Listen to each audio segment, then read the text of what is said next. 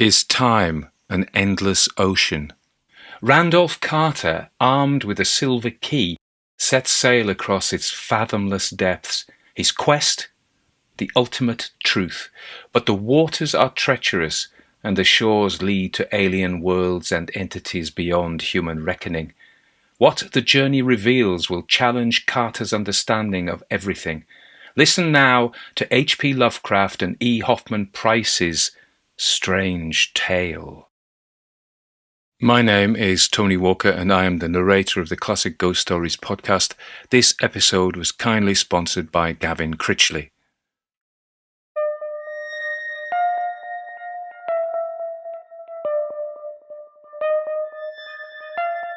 Everybody dies, don't they? Everybody come back, don't they? Isn't that so?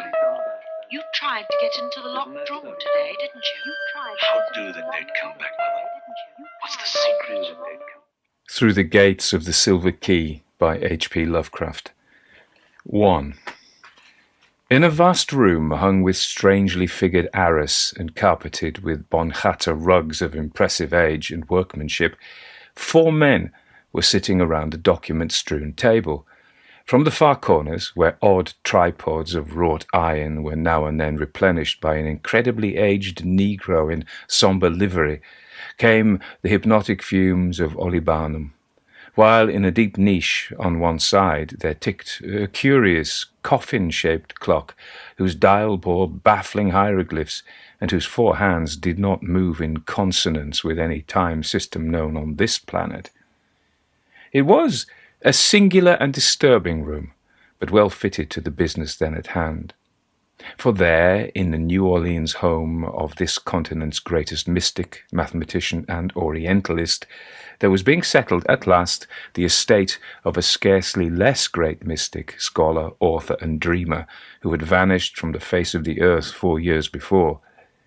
Randolph Carter, who had all his life sought to escape from the tedium and limitations of waking reality in the beckoning vistas of dreams and fabled avenues of other dimensions, disappeared from the sight of man on the 7th of October 1928 at the age of 54.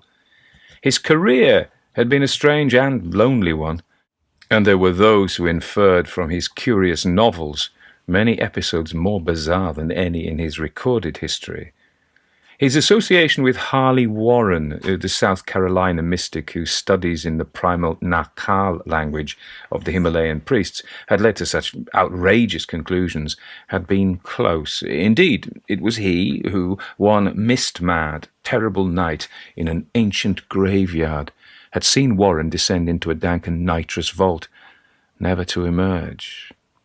Carter lived in Boston, but it was from the wild, haunted hills behind hoary and witch-accursed Arkham that all his forebears had come. And it was amid these ancient, cryptically brooding hills that he had ultimately vanished. His old servant Parks, who died early in 1930, had spoken of the strangely aromatic and hideously carven box he had found in the attic, and of the indecipherable parchments and queerly figured silver key which the box had contained, matters of which Carter had also written to others.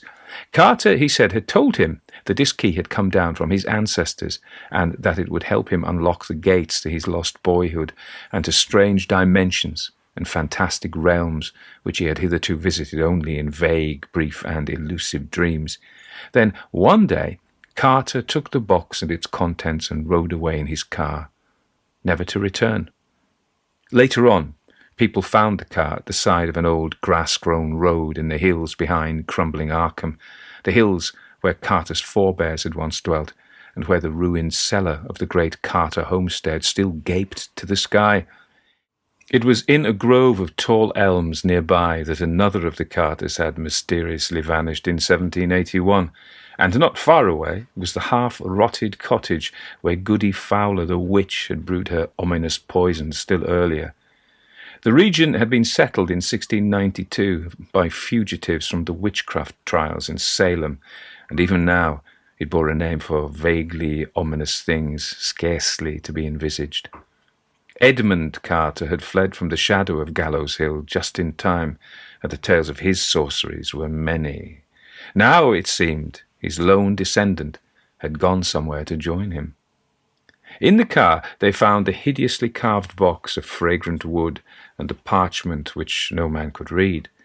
The silver key was gone, presumably with Carter. Further than that, there was no certain clue. Detectives from Boston said that the fallen timbers of the old Carter place seemed oddly disturbed, and somebody found a handkerchief on the rock-ridged, sinisterly wooded slope behind the ruins near the dreaded cave called the Snake Den. It was then that the country legends about the Snake Den gained a new vitality. Farmers whispered of the blasphemous uses to which old Edmund Carter the wizard had put that horrible grotto, and added later tales about the fondness which Randolph Carter himself had had for it when a boy.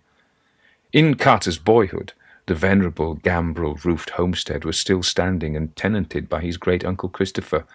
He had visited there often and talked singularly about the Snake Den.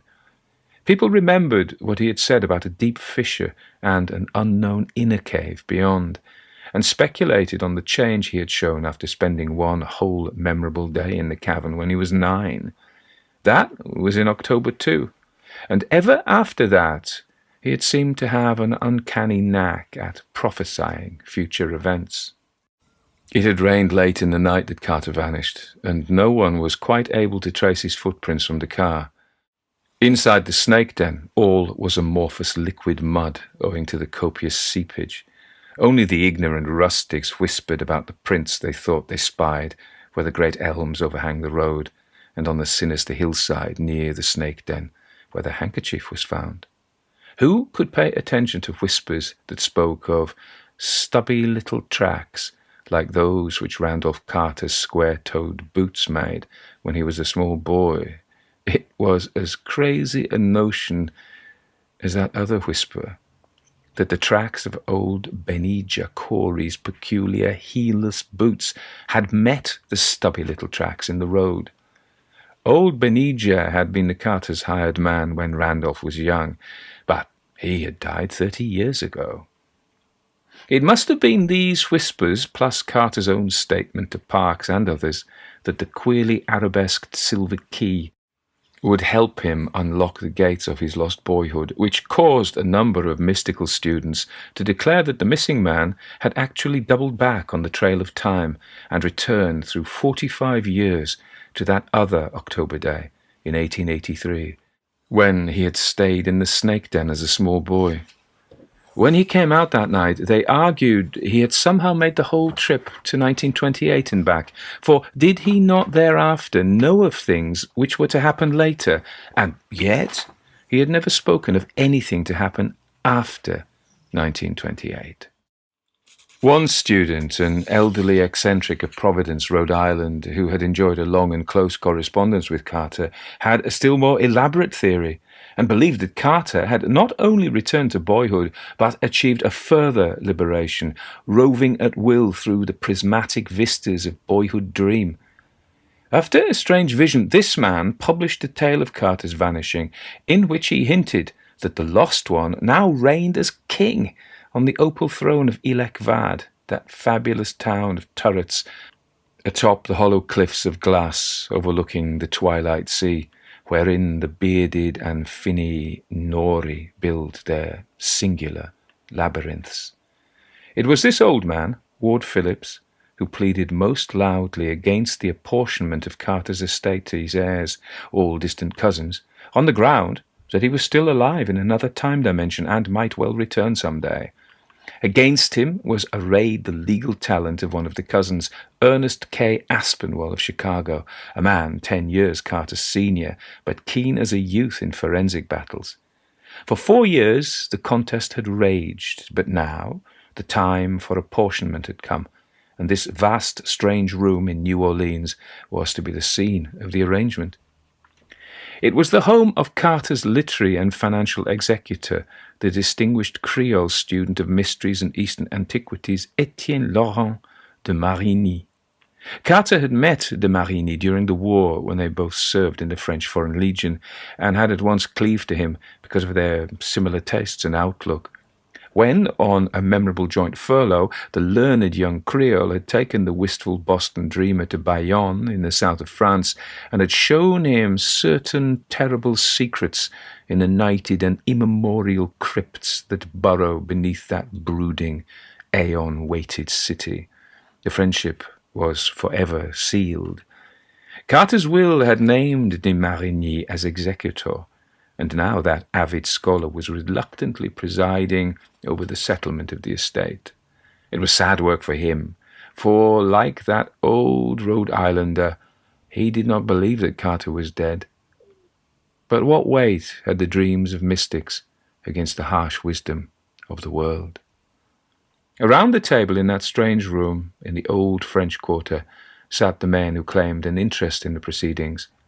There had been the usual legal advertisements of the conference in papers wherever Carter's heirs were thought to live, yet only 4 now sat, listening to the abnormal ticking of that coffin-shaped clock which told no earthly time, and to the bubbling of the courtyard fountain beyond half-curtained, fan-lighted windows. As the hours wore on, the faces of the 4 were half shrouded in the curling fumes from the tripods, which, piled recklessly with fuel, seemed to need less and less attention from the silently gliding and increasingly nervous old Negro. There was Etienne de Marigny himself, a slim, dark, handsome, moustached, and still young. Aspinall, representing the heirs, was white-haired, apoplectic-faced, side-whiskered, and portly. Phillips, the Providence mystic, was lean, grey, long-nosed, clean-shaven, and stoop-shouldered. The 4th man was non-committal in age, lean, with a dark, bearded, singularly immobile face of very regular contour, bound with the turban of a high-caste Brahmin, and having night-black, burning, almost irisless eyes, which seemed to gaze out from a vast distance behind the features.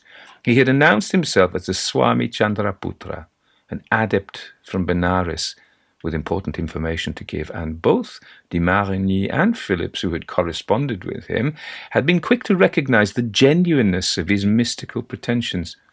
His speech had an oddly forced, hollow, metallic quality, as if the use of English taxed his vocal apparatus, yet his language was easy, correct, and idiomatic as any native Anglo-Saxon's. In general attire, he was the normal European civilian, but his loose clothes sat peculiarly badly on him, while his bushy black beard, Eastern turban, and large white mittens gave him an air of exotic eccentricity. De Marigny, fingering the parchment found in Carter's car, was speaking. "No, I have not been able to make anything of the parchment. Mr. Phillips here also gives it up. Colonel Churchwarden declares it is not Nakal, and it looks nothing at all like the hieroglyphics on that Easter Island war club. The carvings on the box, though, do strangely suggest Easter Island images. The nearest thing I can recall to these parchment characters. Notice how all the letters seem to hang down from horizontal word bars. Is the writing in a book poor Ali Warren once had. It came from India while Carter and I were visiting him in 1919, and he never would tell us anything about it. Said it would be better if we didn't know, and hinted that it might have come originally from some place other than the earth. He took it with him in December when he went down into the vault in that old graveyard, but neither he nor the book ever came to the surface again. Some time ago I sent our friend here, the Swami Chandrautra, a memory sketch of some of those letters and also a photostatic copy of the Carter parchment. He believes he may be able to shed light on them after certain references and consultations. But the key, Carter sent me a photograph of that. Its curious arabesques were not letters, but seemed to have belonged to the same culture tradition as the parchment Carter always spoke of, being on the point of solving the mystery, though he never gave details. Once he grew almost poetic about the whole business. That antique silver key, he said, would unlock the successive doors that bar our free march down the mighty corridors of space and time to the very border which no man has crossed since Shaddad, with his terrific genius, built and concealed in the sands of Arabia Petraea the prodigious domes and uncounted minarets of thousand-pillared Irem. Half-starved dervishes, wrote Carter, and thirst-crazed nomads have returned to tell of that monumental portal, and of the hand that is sculptured above the keystone of the arch, but no man has passed and retraced his steps to say that his footprints on the garnet-strewn sands within bear witness to his visit. The key, he surmised, was that for which the Cyclopean sculptured and vainly grasps. Why Carter didn't take the parchment as well as the key, we cannot say. Perhaps he forgot it, or perhaps he forbore to take it through recollection of one who had taken a book of like characters into a vault and never returned. Or perhaps it was really immaterial to what he wished to do. As de Marigny paused, old Mr. Phillips spoke, a harsh, shrill voice. "We can know of Randolph Carter's wandering only what we dream. I have been to many strange places in dreams, and have heard many strange and significant things in Ulthar, beyond the river Sky. It does not appear that the parchment was needed, for certainly Carter re-entered the world of his boyhood dreams, and is now a king in Ilek-Vad." Mr. Aspinall grew doubly apoplectic-looking as he sputtered, "Can't somebody shut the old fool up? We've had enough of these moanings. The problem is to divide the property, and it's about time we got to it." For the first time, Swami Chandrautra spoke in his queerly alien voice. "Gentlemen, there is more to this matter than you think. Mr. Aspinwall does not do well to laugh at the evidence of dreams. Mr. Phillips has taken an incomplete view, perhaps because he has not dreamed enough. I myself have done much dreaming. We in India have always done that, just as all the Carters seem to have done it. You, Mr. Aspinwall, as a maternal cousin, are naturally not a Carter. My own dreams and certain other sources of information have told me a great deal which you still find obscure. For example, Randolph Carter forgot that parchment which he couldn't decipher, yet it would have been well for him had he remembered to take it. You see, I have really learned pretty much what happened to Carter after he left his car with the silver key at sunset on that 7th of October 4 years ago." Aspinall audibly sneered, but the others sat up with heightened interest.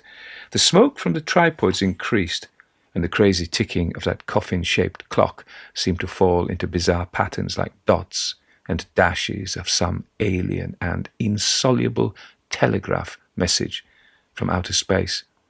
The Hindu leaned back, half-closed his eyes, and continued in that oddly laboured yet idiomatic speech, while before his audience there began to float a picture of what had happened to Randolph Carter.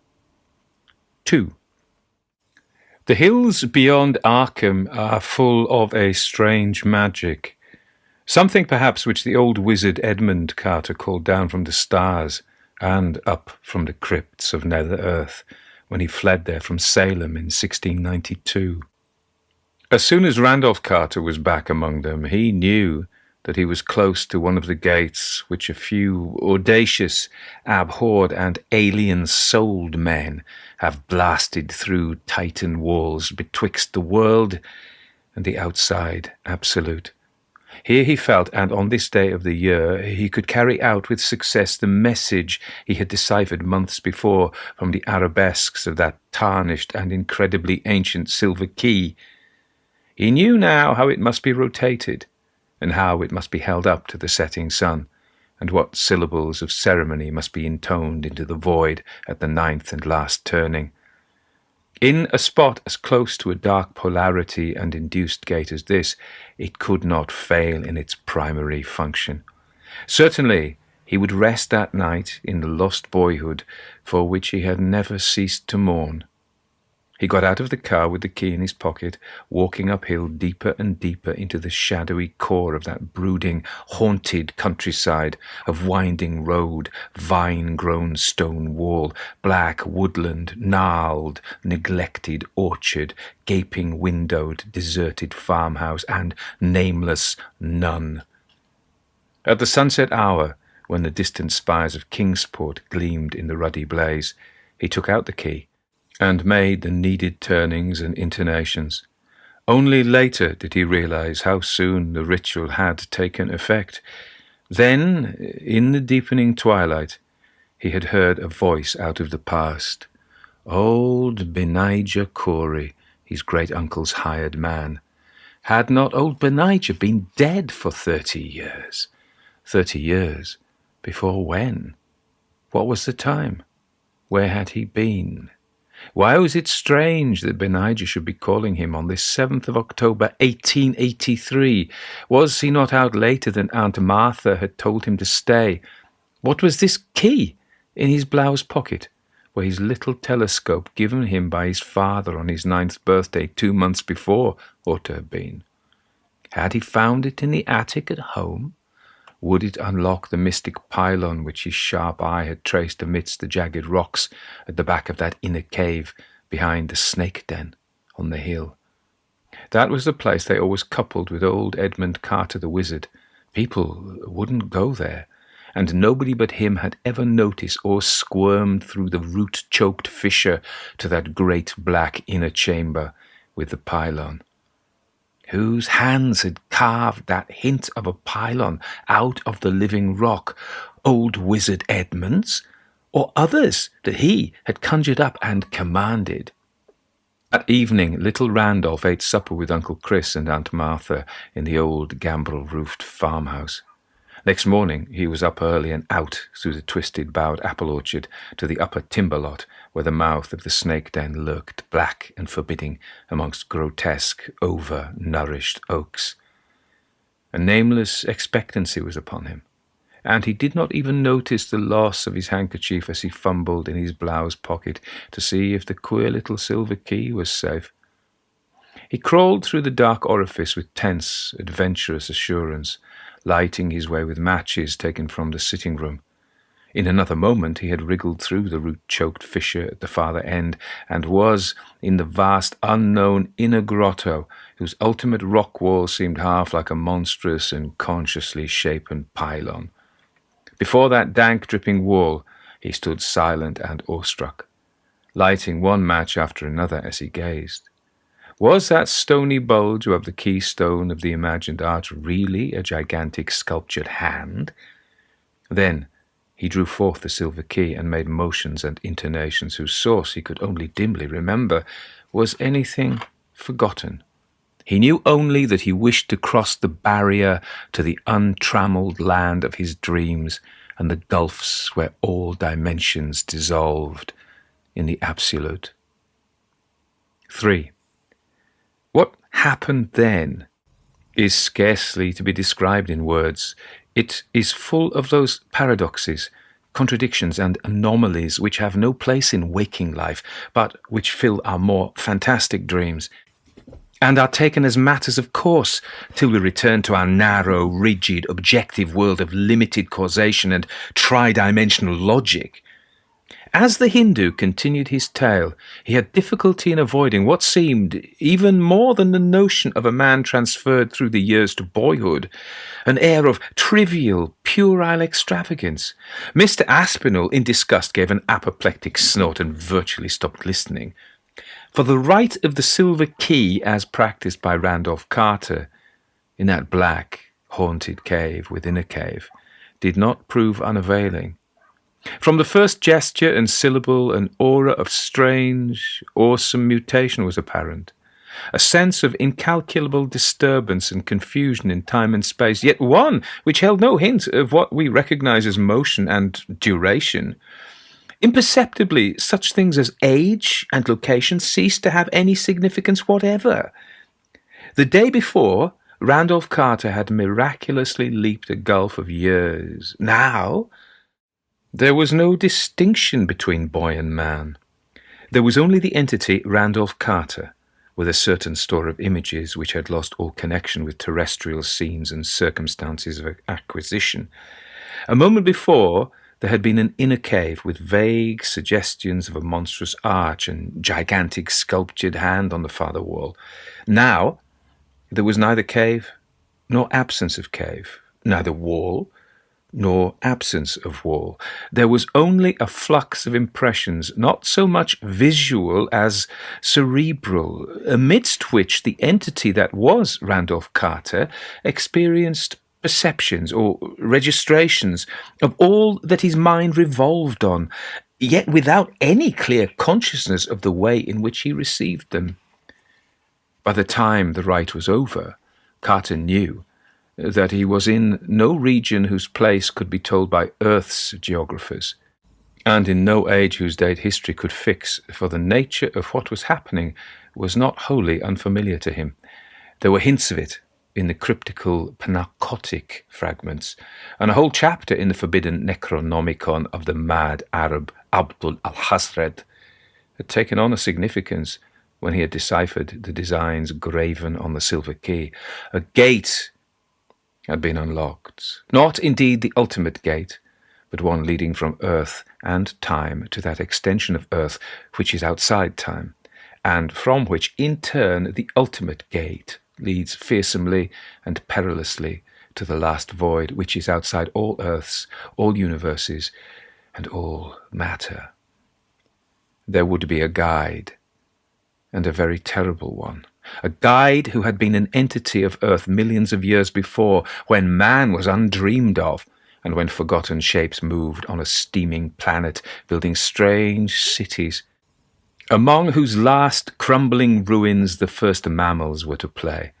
Carter remembered what the monstrous Necronomicon had vaguely and disconcertingly adumbrated concerning that guide. And while there are those, the mad Arab had written, who have dared to seek glimpses beyond the veil and to accept him as guide, they would have been more prudent had they avoided commerce with him, for it is written in the book of Thoth how terrific is the price of a single glimpse. Nor may those who pass ever return. For in the vastnesses transcending our world are shapes of darkness that seize and bind. The affair that shambleth about in the night, the evil that defieth the elder sign, the herd that stand watch at the secret portal each tomb is known to have, and that thrive on that which groweth out of the tenants thereof. All these blacknesses are lesser than he who guardeth the gateway, he who will guide the rash one beyond all worlds into the abyss of unnameable devourers. For he is Umr at-Tawil, the most ancient one, which the scribe rendereth as the prolonged of life. Memory and imagination shaped dim half-pictures with uncertain outlines amidst the seething chaos, but Carter knew that they were of memory and imagination only. Yet he felt that it was not chance which built these things in his consciousness, but rather some vast reality, ineffable and undimensioned, which surrounded him and strove to translate itself into the only symbols he was capable of grasping. For no mind of earth may grasp the extensions of shape which interweave in the oblique gulfs outside time and the dimensions we know. There floated before Carter a cloudy pageantry of shapes and scenes, which he somehow linked with Earth's primal, aeon-forgotten past. Monstrous living things moved deliberately through vistas of fantastic handiwork that no sane dream ever held. And landscapes bore incredible vegetation and cliffs and mountains and masonry of no human pattern. There were cities under the sea and denizens thereof, and towers in great deserts where globes and cylinders and nameless winged entities shot off into space or hurtled down out of space. All this Carter grasped, though the images bore no fixed relation to one another or to him. He himself had no stable form or position, but only such shifting hints of form and position as his whirling fancy supplied. He had wished to find the enchanted regions of his boyhood dreams, where galleys sail up the river Ukranos past the gilded spires of Thran, and elephant caravans tramp through perfumed jungles in Cled, beyond forgotten palaces with veined ivory columns that sleep lovely and unbroken under the moon. Now intoxicated with wider visions, he scarcely knew what he sought. Thoughts of infinite and blasphemous daring rose in his mind, and he knew he would face the dreaded guide without fear, asking monstrous and terrible things of him. All at once, the pageant of impressions seemed to achieve a vague kind of stabilization. There were great masses of towering stone, carven into alien and incomprehensible designs, and disposed according to the laws of some unknown inverse geometry. Light filtered from a sky of no assignable colour in baffling, contradictory directions, and placed almost sentiently over what seemed to be a curved line of gigantic hieroglyphed pedestals, more hexagonal than otherwise, and surmounted by cloaked, ill-defined shapes. There was another shape, too, which occupied no pedestal, but which seemed to glide or float over the cloudy floor-like lower level. It was not exactly permanent in outline, but held transient suggestions of something remotely preceding or paralleling the human form, though half as large again as an ordinary man. It seemed to be heavily cloaked, like the shapes on the pedestals, with some neutral-coloured fabric, and Carter could not detect any eye-holes through which it might gaze. Probably it did not need to gaze, for it seemed to belong to an order of beings far outside the merely physical in organization and faculties. A moment later, Carter knew that this was so, for the shape had spoken to his mind without sound or language, and though the name it uttered was a dreaded and terrible one, Randolph Carter did not flinch in fear.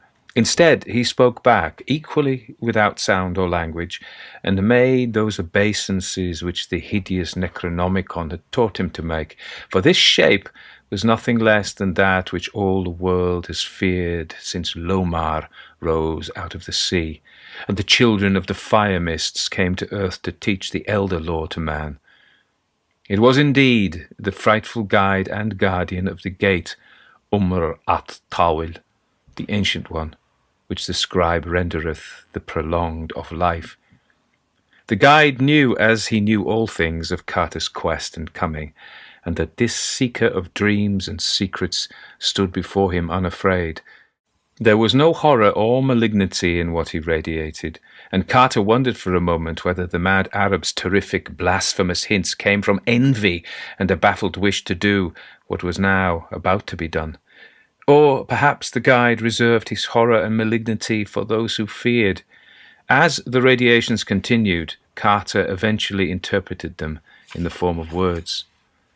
"I am indeed that most ancient one," said the guide, "of whom you know. We have awaited you, the ancient ones and I. You are welcome even though long delayed. You have the key and have unlocked the first gate. Now the ultimate gate is ready for your trial. If you fear, you need not advance. You may still go back unharmed the way you came. But if you chose to advance..." The pause was ominous, but the radiations continued to be friendly. Carter hesitated not a moment, for a burning curiosity drove him on. I will advance," he radiated back, "and I accept you as my guide." At this reply, the guide seemed to make a sign by certain motions of his robe, which may, or may not, have involved the lifting of an arm or some homologous member. A second sign followed, and from his well-learned lore, Carter knew that he was at last very close to the ultimate gate. The light now changed to another inexplicable colour, and the shapes on the quasi-hexagonal pedestals became more clearly defined. As they sat more erect, their outlines became more like those of men, though Carter knew that they could not be men. Upon their cloaked heads there now seemed to rest tall, uncertainly coloured mitres, strangely suggestive of those uncertain nameless figures chiselled by a forgotten sculptor along the living cliffs of a high, forbidden mountain in Tartary. While grasped in certain folds of their swathings were long sceptres, whose carven heads bodied forth a grotesque and archaic mystery. Carter guessed what they were, and whence they came, and whom they served, and guessed too the price of their service, but he was still content, for at one mighty venture he was to learn all. Damnation, he reflected, is but a word bandied about by those whose blindness leads them to condemn all who can see, even with a single eye. He wondered at the vast conceit of those who had babbled of the malignant ancient ones, as if they could pause from their everlasting dreams to wreak a wrath on mankind. As well, he thought, might a mammoth pause to visit frantic vengeance on an angleworm. Now the whole assemblage on the vaguely hexagonal pillars was greeting him with a gesture of those oddly carven sceptres and radiating a message which he understood. "We salute you, most ancient one, and you, Randolph Carter, whose daring has made you one of us." Carter saw now that one of the pedestals was vacant, and the gesture of the most ancient one told him that it was reserved for him. He saw also another pedestal, taller than the rest, and at the centre of an oddly curved line, neither semicircle nor ellipse, parabola nor hyperbola, which they formed. This, he guessed, was the guide's own throne. Moving and rising in a manner hardly definable, Carter took his seat, and as he did so he saw that the guide had seated himself. Gradually and mistily it became apparent that the most ancient one was holding something. Some object clutched in the outflung folds of his robe as if for the sight, or what answered for sight, of the cloaked companions. It was a large sphere, or apparent sphere, of some obscurely iridescent metal, and as the guide put it forward, a low, pervasive half-impression of sound began to rise and fall in intervals which seemed to be rhythmic, even though they followed no rhythm of earth. There was a suggestion of chanting, or what human imagination might interpret as chanting. Presently, the quasi-sphere began to grow luminous, and as it gleamed up into a cold, pulsating light of unassignable colour, Carter saw that its flickerings conformed to the alien rhythm of the chant.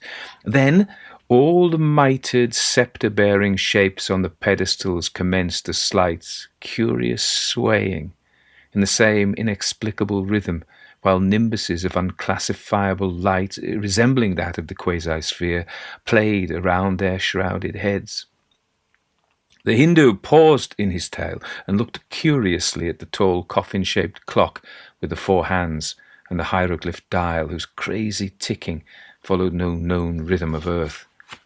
"You, Mr. de Marigny," he suddenly said to his learned host, "do not need to be told the particularly alien rhythm to which those cowled shapes on the hexagonal pillars chanted and nodded. You are the only one in America who has had a taste of the outer extension. That clock, I suppose it was sent to you by the yogi poor Harley Warren used to talk about, the seer who said that he alone of living men had been to Yan Ho, the hidden legacy of aeon-old Leng, and had borne certain things away from that dreadful and forbidden city.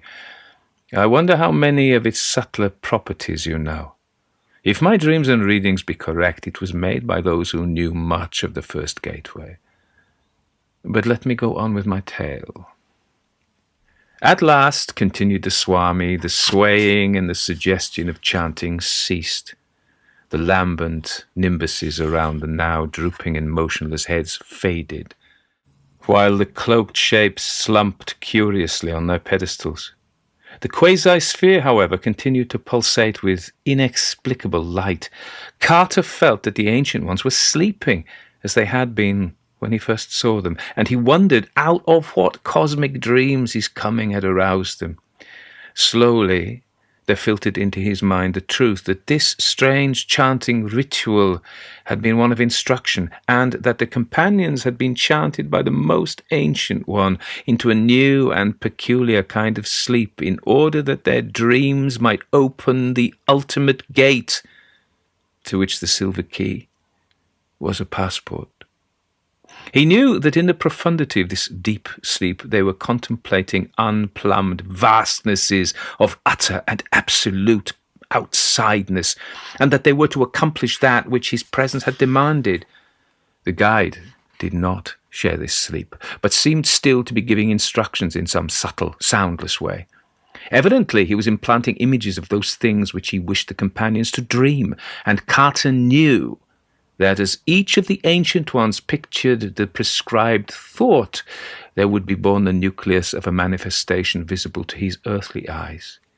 When the dreams of all the shapes had achieved a oneness, that manifestation would occur, and everything he required to be materialized through concentration. He had seen such things on Earth, in India, where the combined projected will of a circle of adepts can make a thought take tangible substance, and in Hori Atlanat, of which few men dare speak. Just what the ultimate gate was, and how it was to be passed, Carter could not be certain, but a feeling of tense expectancy surged over him. He was conscious of having a kind of body and of holding the fateful silver key in his hand.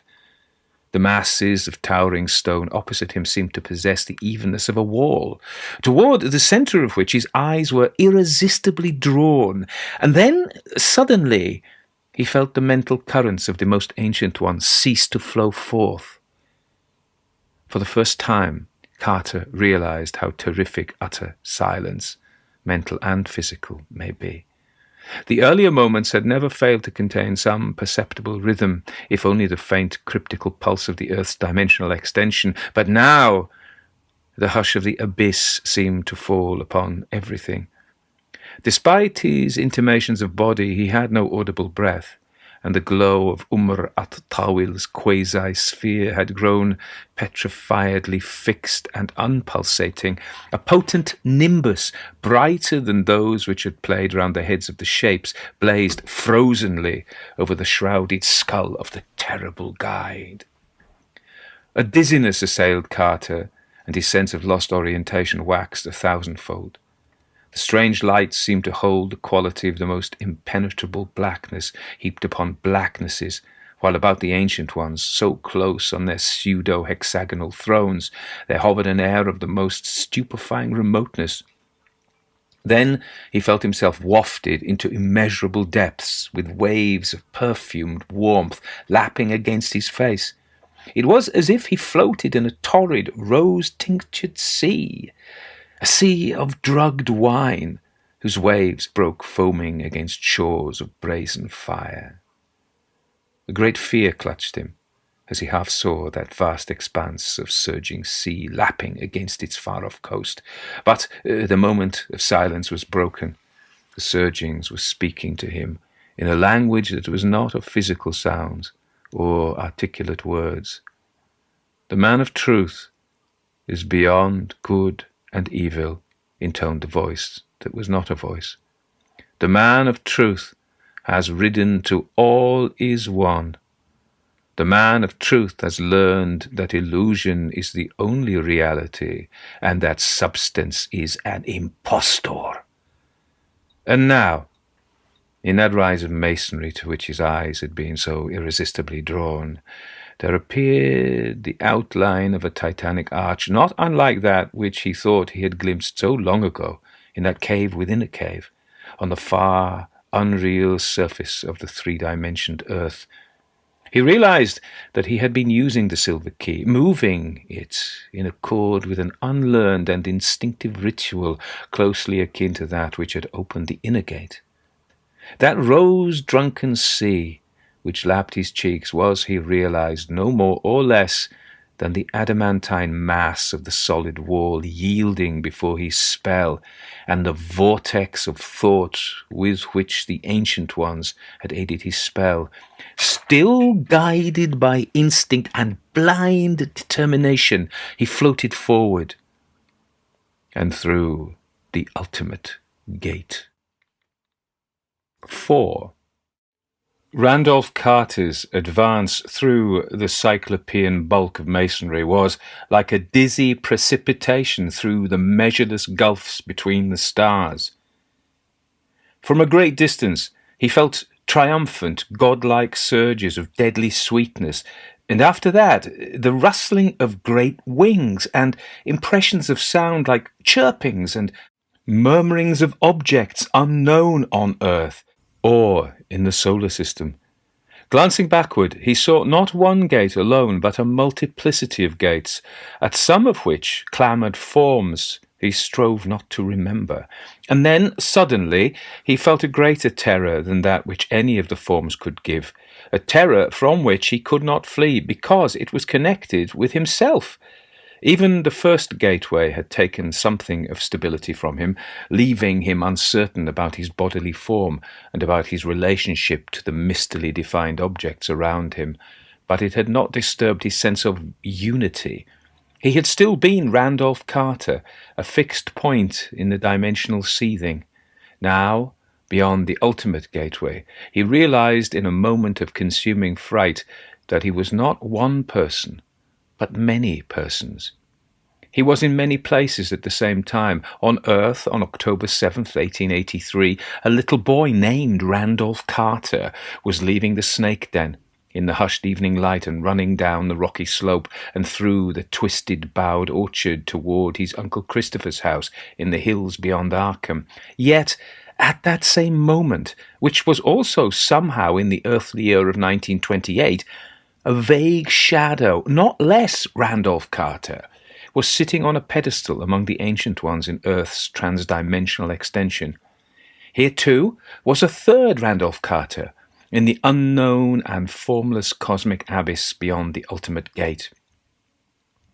And elsewhere, in a chaos of scenes whose infinite multiplicity and monstrous diversity brought him close to the brink of madness, were a limitless confusion of beings which he knew were as much himself as the local manifestation now beyond the ultimate gate. There were Carters in settings belonging to every known and suspected age of Earth's history, and to remoter ages of earthly entity, transcending knowledge, suspicion, and credibility. Carters or forms both human and non-human, vertebrate and invertebrate, conscious and mindless, animal and vegetable, and more. There were Carters having nothing in common with earthly life, but moving outrageously amidst backgrounds of other planets and systems and galaxies and cosmic continua, spores of eternal life drifting from world to world, universe to universe, yet all equally himself. Some of the glimpses recalled dreams, both faint and vivid, single and persistent, which he had had through the long years since he first began to dream, and a few possessed a haunting, fascinating, and almost horrible familiarity which no earthly logic could explain.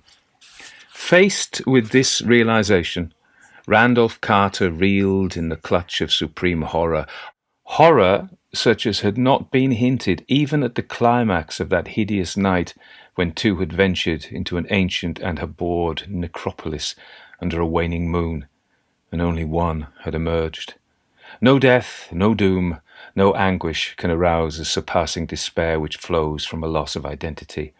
Merging with nothingness is peaceful oblivion, but to be aware of existence and yet to know that one is no longer a definite being distinguished from other beings, that one no longer has a self, that is the nameless summit of agony and dread.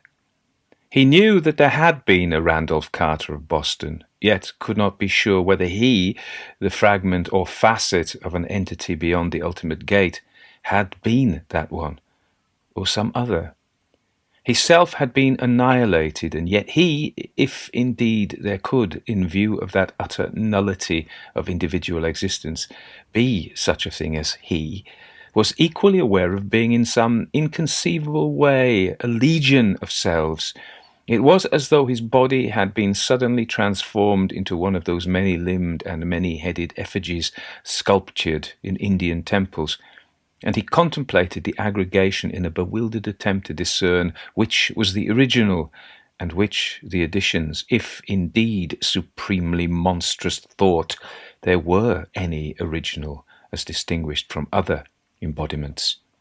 Then, in the midst of these devastating reflections, Carter's Beyond the Gate fragment was hurled from what had seemed the nadir of horror to black, clutching pits of a horror still more profound. This time it was largely external, a force of personality which at once confronted and surrounded and pervaded him, and which, in addition to its local presence, seemed also to be a part of himself, and likewise to be coexistent with all time and coterminous with all space. There was no visual image, yet the sense of entity and the awful concept of combined localism and identity and infinity lent a paralyzing terror beyond anything which any Carter fragment had hitherto deemed capable of existing. In the face of that awful wonder, the quasi-Carter forgot the horror of destroyed individuality. It was all in one and one in all of limitless being and self, not merely a thing of one space-time continuum, but allied to the ultimate animating essence of existence's whole unbounded sweep, the last utter sweep which has no confines, and which outreaches fancy and mathematics alike. It was perhaps that which certain secret cults of earth had whispered of as Yog Sothoth, and which has been a deity under other names, that which the crustaceans of Yoggoth worship as the Beyond One, and which the vaporous brains of the spiral nebulae know by an untranslatable sign. Yet, in a flash, the Carter facet realized how slight and fractional all these conceptions are. And now the being was addressing the Carter facet in prodigious waves that smote and burned and thundered, a concentration of energy that blasted its recipient with well-nigh unendurable violence, and that paralleled in an unearthly rhythm the curious swaying of the Ancient Ones and the flickering of the monstrous lights in that baffling region beyond the first gate. It was as though suns and worlds and universes had converged upon one point, whose very position in space they had conspired to annihilate with an impact of resistless fury. But amidst the greater terror, one lesser terror was diminished, for the searing waves appeared somehow to isolate the Beyond the Gate Carter from his infinity of duplicates, to restore, as it were, a certain amount of the illusion of identity.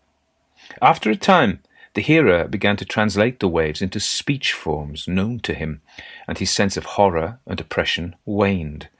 Fright became pure awe, and what had seemed blasphemously abnormal seemed now only ineffably majestic. Randolph Carter, it seemed to say, my manifestations on your planet's extension, the Ancient Ones, have sent you as one who would lately have returned to small lands of dream which you had lost, yet who, with greater freedom, has risen to greater and nobler desires and curiosities.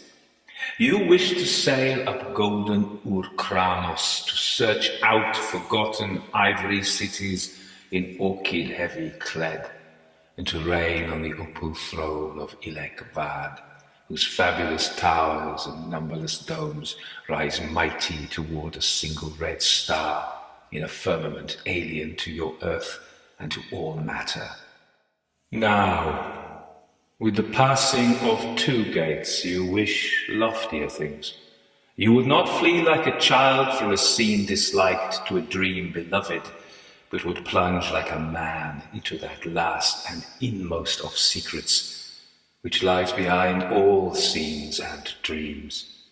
What you wish, I have found good, and I am ready to grant that which I have granted 11 times only to beings of your planet, 5 times only to those you call men or those resembling them. I am ready to show you the ultimate mystery, to look on which is to blast a feeble spirit, yet before you gaze full at that last and first of secrets, you may still wield a free choice and return, if you will, through the 2 gates with the veil still unrent before your eyes. 5. A sudden shutting off of the waves left Carter in a chilling and awesome silence full of the spirit of desolation. On every hand pressed the illimitable vastness of the void. Yet the seeker knew that the being was still there. After a moment he thought of words whose mental substance he flung into the abyss. I accept. I will not retreat. The waves surged forth again, and Carter knew that the being had heard, and now there poured from that limitless mind a flood of knowledge and explanation which opened new vistas to the seeker and prepared him for such a grasp of the cosmos as he had never hoped to possess. He was told how childish and limited is the notion of a tri-dimensional world, and what an infinity of directions there are besides the known directions of up, down, forward, backward, left, right. He was shown the smallness and tinsel emptiness of the little earth gods, with their petty human interests and connections, their hatreds, rages, loves and vanities, their craving for praise and sacrifice, and their demands for faiths contrary to reason and nature. While most of the impressions translated themselves to Carter as words, there were others to which other senses gave interpretation. Perhaps with eyes and perhaps with imagination, he perceived that he was in a region of dimensions beyond those conceivable to the eye and brain of man.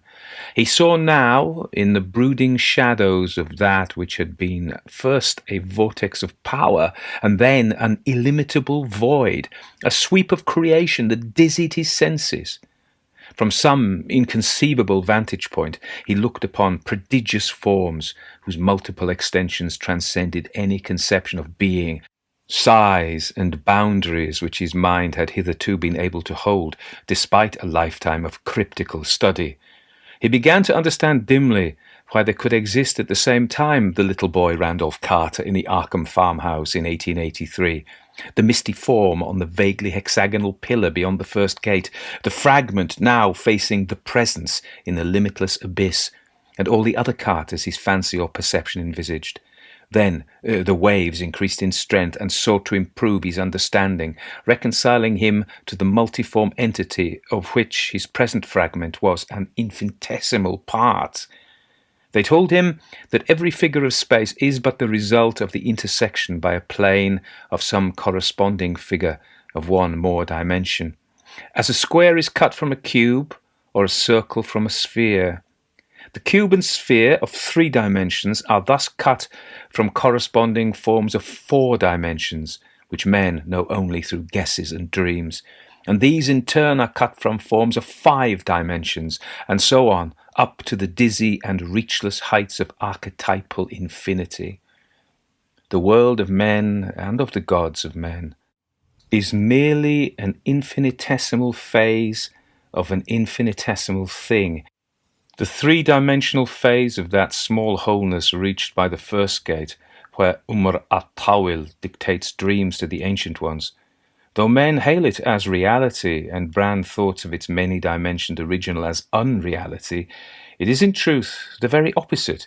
That which we call substance and reality is shadow and illusion, and that which we call shadow and illusion is substance and reality. Time, the waves went on, is motionless and without beginning or end. That it has motion and is the cause of change is an illusion. Indeed, it is itself really an illusion, for except to the narrow sight of beings in limited dimensions, there are no such things as past, present, and future. Men think of time only because of what they call change, yet that too is illusion. All that was and is to be exists simultaneously. These revelations came with a godlike solemnity which left Carter unable to doubt. Even though they lay almost beyond his comprehension, he felt that they must be true in the light of the final cosmic reality which belies all local perspectives and narrow partial views, and he was familiar enough with profound speculations to be free from the bondage of local and partial conceptions. Had his whole quest not been based upon a faith in the unreality of the local and partial? After an impressive pause, the waves continued, saying that what the denizens of few-dimension zones call change is merely a function of their consciousness, which views the external world from various cosmic angles. As the shapes produced by the cutting of a cone seem to vary with the angles of cutting, being circle, ellipse, parabola, or hyperbola, according to that angle, yet without any change in the cone itself, so do the local aspects of an unchanged and endless reality seem to change with the cosmic angle of regarding.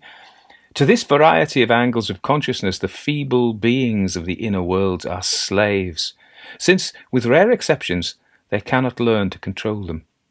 Only a few students of forbidden things have gained inklings of this control, and have thereby conquered time and change. But the entities outside the gates command all angles and view the myriad parts of the cosmos in terms of fragmentary, change-involving perspective, or of the changeless totality beyond perspective, in accordance with their will. As the waves paused again, Carter began to comprehend vaguely and terrifiedly the ultimate background of that riddle of lost individuality which had at first so horrified him.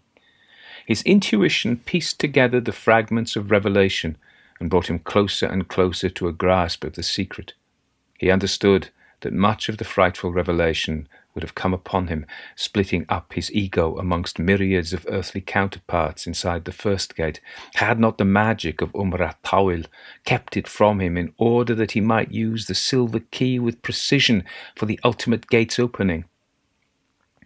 Anxious for clearer knowledge, he sent out waves of thought, asking more of the exact relationship between his various facets, the fragment now beyond the ultimate gate, the fragment still on the quasi-hexagonal pedestal beyond the first gate, the boy of 1883, the man of 1928, the various ancestral beings who had formed his heritage and the bulwark of his ego amid the nameless denizens of the other aeons and other worlds, which that first hideous flash of ultimate perception had identified with him. Slowly, the waves of the being surged out in reply, trying to make plain what was almost beyond the reach of an earthly mind. All descended lines of beings of the finite dimensions, continued the waves, and all stages of growth in each one of these beings, are merely manifestations of one archetypal and eternal being in the space outside dimensions. Each local being, son, father, grandfather, and so on, and each stage of individual being, infant, child, boy, man, is merely one of the infinite phases of that same archetypal and eternal being, caused by a variation in the angle of the consciousness plane which cuts it. Randolph Carter at all ages, Randolph Carter and all his ancestors, both human and pre-human, terrestrial and pre-terrestrial, all these were only phases of one ultimate eternal Carter, outside space and time. Phantom projections differentiated only by the angle at which the plane of consciousness happened to cut the eternal archetype in each case. A slight change of angle could turn the student of today into the child of yesterday, could turn Randolph Carter into that wizard Edmund Carter who fled from Salem to the hills behind Arkham in 1692, or that Pickman Carter who in the year 2169 would use strange means in repelling the Mongol hordes from Australia, could turn a human Carter into one of those earlier entities which had dwelt in primal Hyperborea and worshipped black, plastic Tsathoggua after flying down from Keanthil, the double planet that once revolved around Arcturus, could turn a terrestrial Carter to a remotely ancestral and doubtfully shaped dweller on Keanthil itself, or a still remoter creature of transgalactic Shohni, or a four-dimensional gaseous consciousness in an older space-time continuum, or a vegetable brain of the future on a dark radioactive comet of inconceivable orbit, and so on, in endless cosmic cycle. The archetypes, throbbed the waves, are the people of the ultimate abyss, formless, ineffable, and guessed at only by rare dreamers on the low-dimensioned worlds. Chief among such was this informing being itself, which indeed was Carter's own archetype.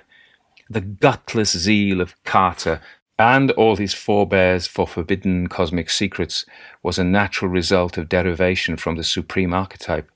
On every world, all great wizards, all great thinkers, all great artists are facets of it.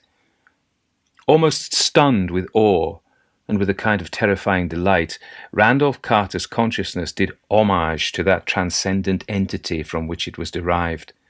As the waves paused again, he pondered in the mighty silence, thinking of strange tributes, stranger questions, and still stranger requests. Curious concepts flowed conflictingly through a brain dazed with unaccustomed vistas and unforeseen disclosures. It occurred to him that if these disclosures were literally true, he might bodily visit all those infinitely distant ages and parts of the universe which he had hitherto known only in dreams, could he but command the magic to change the angle of his consciousness plane. And did not the silver key supply that magic? Had it not first changed him from a man in 1928 to a boy in 1883, and then to something quite outside time? Oddly, despite his present apparent absence of body, he knew that the key was still with him. While the silence still lasted, Randolph Carter radiated forth the thoughts and questions which assailed him. He knew that in this ultimate abyss he was equidistant from every facet of his archetype, human or non-human, terrestrial or extraterrestrial, galactic or transgalactic. And his curiosity regarding the other phases of his being, especially those phases which were farthest from an earthly 1928 in time and space, or which had most persistently haunted his dreams throughout life, was at fever heat. He felt that his archetypal entity could at will send him bodily to any of those phases of bygone and distant life by changing his consciousness plane. And despite the marvels he had undergone, he burned for the further marvel of walking in the flesh through those grotesque and incredible scenes which visions of the night had fragmentarily brought him.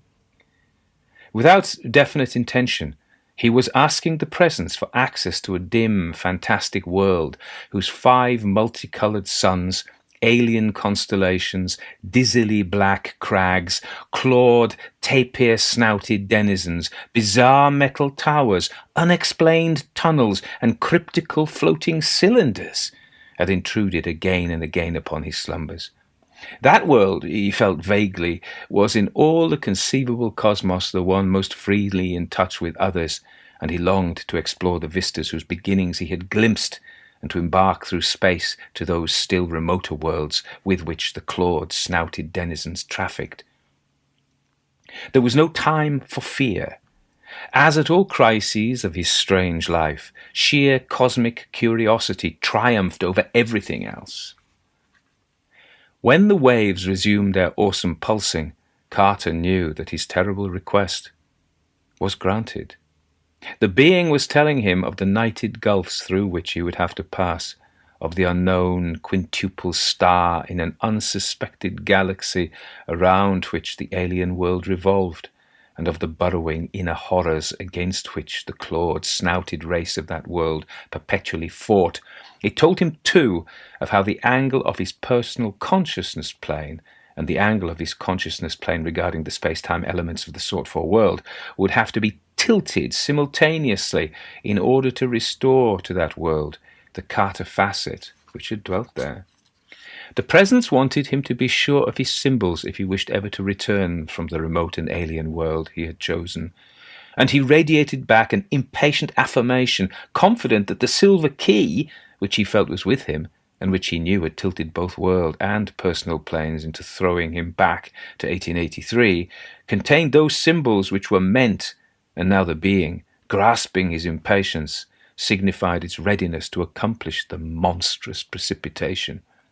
The waves abruptly ceased, and there supervened a momentary stillness, tense with nameless and dreadful expectancy.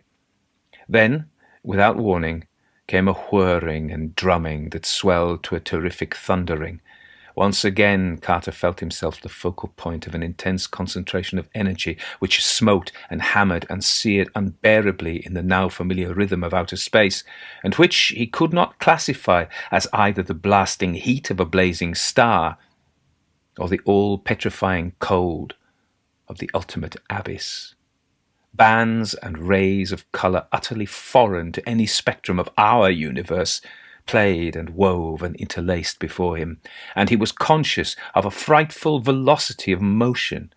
He caught one fleeting glimpse of a figure sitting alone upon a cloudy throne, more hexagonal than otherwise.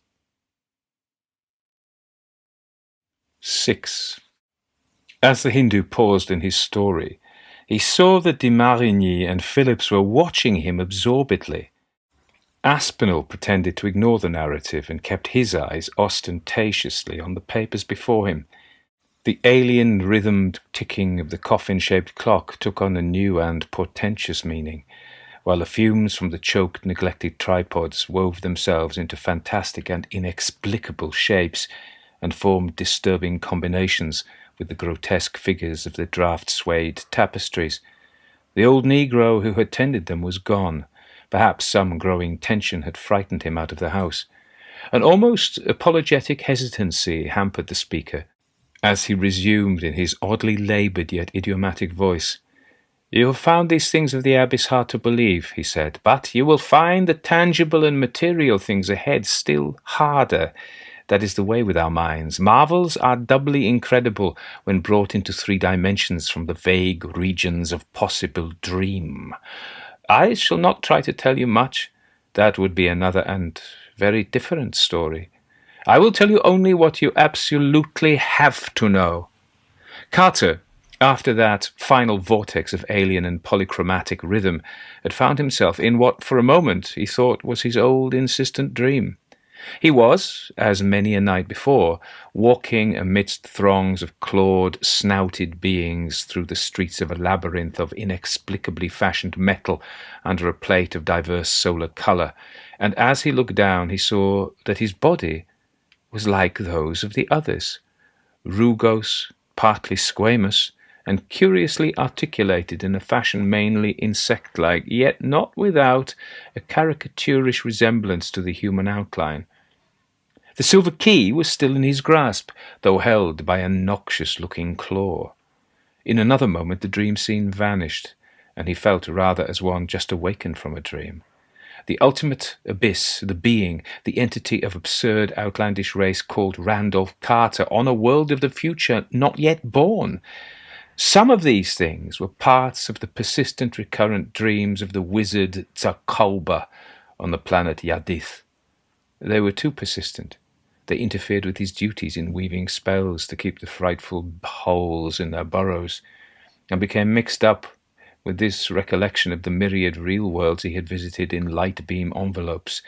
And now they had become quasi-real as never before. This heavy material silver key in his right upper claw, exact image of the one he had dreamt about, meant no good. He must rest and reflect and consult the tablets of Nahing for advice on what to do.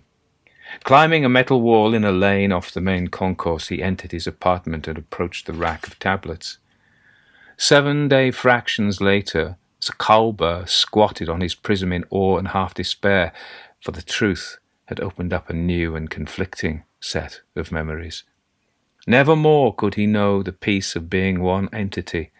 For all time and space, he was two. Zakalba, the wizard of Yadith, disgusted with the thought of the repellent earth mammal Carter that he was to be and had been, and Randolph Carter of Boston on the earth, shivering with fright at the clawed mantle thing which he had once been. and had become again. The time units spent on Yadith, croaked the Swami, whose laboured voice was beginning to show signs of fatigue, made a tale in themselves which could not be related in brief compass. There were trips to Shoni and Mathura and Keth and other worlds in the 28 galaxies accessible to the light beam envelopes of the creatures of Yadith, and trips back and forth through aeons of time with the aid of the silver key and various other symbols known to Yadith's wizards. There were hideous struggles with the bleached viscous holes in the primal tunnels that honeycombed the planet. There were awed sessions in libraries amongst the massed lore of 10,000 worlds, living and dead. There were tense conferences with other minds of Yadith, including that of the arch-ancient Buor. Sakauba told no one of what had befallen his personality, but when the Randolph Carter facet was uppermost, he would study furiously every possible means of returning to the earth and to human form, and would desperately practice human speech with the alien throat organs so ill adapted to it. The Carter facet had soon learned with horror that the silver key was unable to effect his return to human form. It was, as he deduced too late, from things he remembered, things he dreamed, and things he inferred from the law of Yadith, a product of Hyperborea on Earth, with power over the personal consciousness angles of human beings alone. It could, however, change the planetary angle and send the user at will through time in an unchanged body. There had been an added spell which gave it limitless powers it otherwise lacked, but this too was a human discovery, peculiar to a spatially unreachable region, and not yet to be duplicated by the wizards of Yadith. It had been written on the undecipherable parchment in the hideously carven box with the silver key, and Carter bitterly lamented that he had left it behind. The now inaccessible being of the abyss had warned him to be sure of his symbols, and had doubtless thought he lacked nothing. As time wore on, he strove harder and harder to utilize the monstrous law of Yadith in finding a way back to the abyss and the omnipotent entity. With this new knowledge, he could have done much toward reading the cryptic parchment, but that power, under present conditions, was merely ironic. There were times, however, when the Zakuba facet was uppermost, and when he strove to erase the conflicting Carter memories which troubled him. Thus, long spaces of time wore on, ages longer than the brain of man could grasp, since the beings of Yadith die only after prolonged cycles. After many hundreds of revolutions, the Carter facet seemed to gain on the Sakauba facet, and would spend vast periods calculating the distance of Yadith in space and time from the human Earth that was to be. The figures were staggering aeons of light years beyond the counting, but the immemorial law of Yadith fitted Carter to grasp such things. He cultivated the power of dreaming himself momentarily earthward, and learned many things about our planet that he had never known before. But he could not dream the needed formula on the missing parchment. Then at last he conceived a wild plan of escape from Yadith, which began when he found a drug that would keep his Zakoba facet always dormant, yet without dissolution of the knowledge and memories of Zakoba.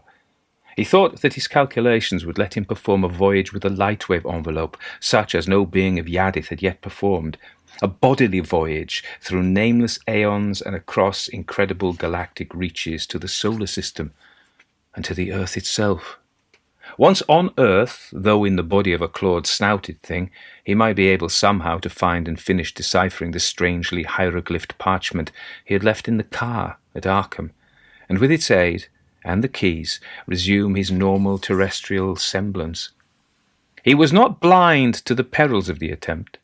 He knew that when he had brought the planet angle to the right aeon, a thing impossible to do while hurtling through space, Yadith would be a dead world, dominated by triumphant poles, and that his escape in the light-wave envelope would be a matter of grave doubt. Likewise, he was aware of how he must achieve suspended animation, in the manner of an adept, to endure the aeon-long flight through fathomless abysses. He knew too that, assuming his voyage succeeded, he must immunize himself to the bacterial and other earthly conditions hostile to a body from Yadith. Furthermore, he must provide a way of feigning human shape on Earth until he might recover and decipher the parchment and resume that shape in truth. Otherwise, he would probably be discovered and destroyed by the people in horror as a thing that should not be. And there must be some gold, luckily obtainable on Yadith, to tide him over that period of quest. Slowly, Carter's plans went forward. He prepared a lightwave envelope of abnormal toughness, able to stand both the prodigious time transition and the unexampled flight through space. He tested all these calculations and sent forth his earthward dreams again and again, bringing them as close as possible to 1928. He practiced suspended animation with marvelous success. He discovered just the bacterial agent he needed and worked out the varying gravity stress to which he must become used. He artfully fashioned a waxen mask and loose costume, enabling him to pass among men as a human being of a sort, and devised a doubly potent spell with which to hold back the beholds at the moment of his starting from dead black Yadith of the inconceivable future. He took care, too, to assemble a large supply of the drugs unobtainable on Earth, which would keep his Zauber facet in abeyance till he might shed the Yadith body. Nor did he neglect a small store of gold for earthly use. The starting day was a time of doubt and apprehension. Carter climbed up to his envelope platform on the pretext of sailing for the triple-star Nithon and crawled into the sheath of shining metal. He had just room to perform the ritual of the silver key, and as he did so, he slowly started the levitation of his envelope. There was an appalling seething and darkening of the day, and hideous racking of pain. The cosmos seemed to reel irresponsibly, and the other constellations danced in a black sky. All at once, Carter felt a new equilibrium. The cold of interstellar gulfs gnawed at the outside of his envelope, and he could see that he floated free in space, the metal building from which he had started having decayed years before. Below him, the ground was festering with gigantic beholds, and even as he looked, one reared up several 100 feet and levelled a bleached, viscous end at him. But his spells were effective, and in another moment he was falling away from Yadith unharmed. 7. In that bizarre room in New Orleans, from which the old black servant had instinctively fled, the odd voice of Swami Chandrautra grew hoarser still. "Gentlemen," he continued, "I will not ask you to believe these things until I have shown you a special proof. Accept it then as a myth when I tell you of the thousands of light years, thousands of years of time, and uncounted billions of miles that Randolph Carter hurtled through space as a nameless alien entity in a thin envelope of electron-activated metal. He timed his period of suspended animation with utmost care, planning to have it end only a few years before the time of landing on the Earth in or near 1928. He will never forget that awakening. Remember, gentlemen, that before that aeon-long sleep he had lived consciously for thousands of terrestrial years amidst the alien and horrible wonders of Yadith. There was a hideous gnawing of cold, a cessation of menacing dreams, and a glance through the eye plates of the envelope. Stars, clusters, nebulae on every hand, and at last their outline bore some kinship to the constellations of Earth that he knew. Some day his descent into the solar system may be told.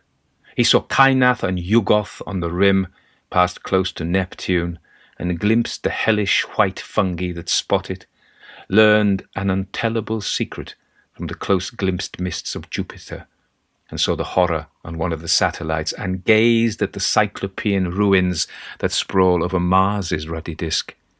When the Earth drew near, he saw it as a thin crescent, which swelled alarmingly in size. He slackened speed, though his sensations of homecoming made him wish to lose not a moment. I will not try to tell you of these sensations as I learned them from Carter. Well, toward the last, Carter hovered about in the Earth's upper air, waiting till daylight came over the Western Hemisphere. He wanted to land where he had left, near the snake den, in the hills, behind Arkham. If any of you have been away from home long, and I know one of you has, I leave it to you how the sight of New England's rolling hills and great elms and gnarled orchards and ancient stone walls must have affected him. He came down at dawn in the lower meadow of the old Carter place and was thankful for the silence and solitude. It was autumn, as when he had left, and the smell of the hills was balm to his soul. He managed to drag the metal envelope up the slope of the timber lot into the snake den, though it would not go through the weed-choked fissure to the inner cave. It was there also that he covered his alien body with the human clothing and waxen mask which would be necessary. He kept the envelope here for over a year, till certain circumstances made a new hiding-place necessary. He walked to Arkham, incidentally practicing the management of his body in human posture and against terrestrial gravity, and got his gold changed to money at a bank. He also made some inquiries, posing as a foreigner ignorant of much English, and found that the year was 1930, only 2 years after the goal he had aimed at. Of course, his position was horrible. Unable to assert his identity, forced to live on guard every moment with certain difficulties regarding food, and with a need to conserve the alien drug which kept his Zakalba facet dormant, he felt that he must act as quickly as possible. Going to Boston and taking a room in the decaying West End where he could live cheaply and inconspicuously, he at once established inquiries concerning Randolph Carter's estate and effects. It was then that he learned how anxious Mr. Aspinall here was to have the estate divided, and how valiantly Mr. Marigny and Mr. Phillips strove to keep it intact. The Hindu bowed, though no expression crossed his dark, tranquil, and thickly bearded face. Indirectly, he continued, Carter secured a good copy of the missing parchment and began working on its deciphering.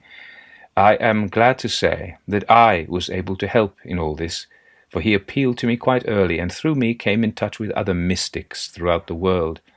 I went to live with him in Boston, a wretched place in Chambers Street. As for the parchment, I am pleased to help Monsieur de Marigny in his perplexity. To him, let me say that the language of those hieroglyphics is not Nakal, but Relayan, which was brought to earth by the spawn of Cthulhu countless ages ago. It is, of course, a translation. There was a Hyperborean original millions of years earlier in the primal tongue of Tzathyor. There was more to decipher than Carter had looked for, but at no time did he give up hope. Early this year he made great strides through a book he imported from Nepal, and there is no question but that he will win before long. Unfortunately, however, one handicap has developed. The exhaustion of the alien drug which keeps his Zakalba facet dormant. This is not, however, as great a calamity as was feared. Carter's personality is gaining in the body, and when Zakalba becomes uppermost for shorter and shorter period, and now only when evoked by some unusual excitement, he is generally too dazed to undo any of Carter's work. He cannot find the metal envelope that would take him back to Yadith, and although he almost did once, Carter hid it anew at a time when the Zakalba facet was wholly latent. All the harm he has done is to frighten a few people and create certain nightmare rumors among the Poles and Lithuanians of Boston's West End. So far, he had never injured the careful disguise prepared by the Carter facet, though he sometimes throws it off so that the parts have to be replaced. I have seen what lies beneath, and it is not good to see. A month ago, Carter saw the advertisement of this meeting and knew that he must act quickly to save his estate. He could not wait to decipher the parchment and resume his human form. Consequently, he deputed me to act for him, and in that capacity, I am here. Gentlemen, I say to you that Randolph Carter is not dead, that he is temporarily in an anomalous condition. but that within 2 or 3 months at the outside he will be able to appear in proper form and demand the custody of his estate. I am prepared to offer proof if necessary. Therefore, I beg that you will adjourn this meeting for an indefinite period. 8. De Marigny and Phillips stared at the Hindu as if hypnotized, while Aspinall emitted a series of snorts and bellows. The old attorney's disgust had by now surged into open rage, and he pounded the table with an apoplectically veined fist. When he spoke, it was in a kind of bark. "How long is this foolery to be borne? I've listened an hour to this madman, this faker, and now he has the damned effrontery to say Randolph Carter is alive? To ask us to postpone the settlement for no good reason? Why don't you throw the scoundrel out, de Marigny? Do you mean to make us all the butts of a charlatan or idiot?" De Marigny quietly raised his hand and spoke softly. "Let us think slowly and clearly. This, sir, has been a very singular tale, and there are things in it which I, as a mystic, not altogether ignorant, recognize as far from impossible. Furthermore, since 1930, I have received letters from the Swami which tally with his account." As he paused, old Mr. Phillips ventured a word. "Swami Chandrautra spoke of proofs. I too recognize much that is significant to this story, and I have myself had many oddly corroborative letters from the Swami during the last 2 years. But some of these statements are very extreme. Is there not something tangible which can be shown?" At last the impassive-faced Swami replied slowly and hoarsely, and drawing an object from the pocket of his loose coat as he spoke, "While none of you here has ever seen the silver key itself, Messrs. de Marigny and Phillips have seen photographs of it. Does this look familiar to you?" He fumblingly laid on the table, with his large white-mittened hand, a heavy key of tarnished silver, nearly 5 inches long, of unknown and utterly exotic workmanship, and covered from end to end with hieroglyphs of the most bizarre description. De Marigny and Phillips gasped. "That's it," cried de Marigny. "The camera doesn't lie. I couldn't be mistaken." But Aspinall had already launched a reply. "Fools! What does it prove? If that's really the key that belonged to my cousin, it's up to this foreigner, this damned to explain how he got it. Randolph Carter vanished with the key 4 years ago. How do we know he wasn't robbed and murdered? He was half crazy himself and in touch with still crazier people. Look here, you where did you get that key? Did you kill Randolph Carter?" The Swami's features, abnormally placid, did not change, but the remote, irisless black eyes behind them blazed dangerously. He spoke with great difficulty. "Please control yourself, Mr. Aspinall. There is another form of proof I could give, but its effect upon everybody would not be pleasant. Let us be reasonable. Here are some papers obviously written since 1930 in the unmistakable style of Randolph Carter." He clumsily drew a long envelope from inside his loose coat and handed it to the sputtering attorney, as de Marigny and Phillips watched with chaotic thoughts and a dawning feeling of supernal wonder. "Of course, the handwriting is almost illegible, but remember that Randolph Carter now has no hands well adapted to forming human script." Aspinall looked through the papers hurriedly and was visibly perplexed, but he did not change his demeanour. The room was tense with excitement and nameless dread, and the alien rhythm of the coffin-shaped clock had an utterly diabolic sound to de Marigny and Phillips, though the lawyer seemed affected not at all. Aspinall spoke again. "These look like clever forgeries. If they aren't, they may mean that Randolph Carter has been brought under the control of people with no good purpose. There's only one thing to do. Have this faker arrested, de Marigny. Will you telephone for the police?" "Let us wait," answered their host. "I do not think this case calls for the police. I have a certain idea, Mr. Aspinall. This gentleman is a mystic of real attainments. He says he is in the confidence of Randolph Carter. Will it satisfy you if he can answer certain questions which could be answered only by one in such confidence? I know Carter and can ask such questions. Let me get a book which I think will make a good test." He turned toward the door to the library, Phillips dazedly following in a kind of automatic way. Aspinall remained where he was, studying closely the Hindu who confronted him with abnormally impassive face. Suddenly, as Chandraputra clumsily restored the silver key to his pocket, the lawyer emitted a guttural shout. "Hey, by heaven, I've got it! This rascal is in disguise. I don't believe he's an East Indian at all. That face, it isn't a true face, but a mask. I guess his story put that in my head, but it's true. It never moves. And that turban and beard hide the edges. This fellow's a common crook. He isn't even a foreigner. I've been watching his language. He's a Yankee of some sort. And look at those mittens. He knows his fingerprints could be spotted. Damn you, I'll pull that thing off! Stop!" The hoarse, oddly alien voice of the Swami held a tone beyond all mere earthly fright. "I told you there was another form of proof which I could give if necessary, and I warned you not to provoke me to it. This red-faced old meddler is right. I'm not really an East Indian. This face is a mask, and what it covers is not human. You others have guessed. I felt that minutes ago. It wouldn't be pleasant if I took that mask off. Let it alone. Ernest, I may as well tell you that I am Randolph Carter."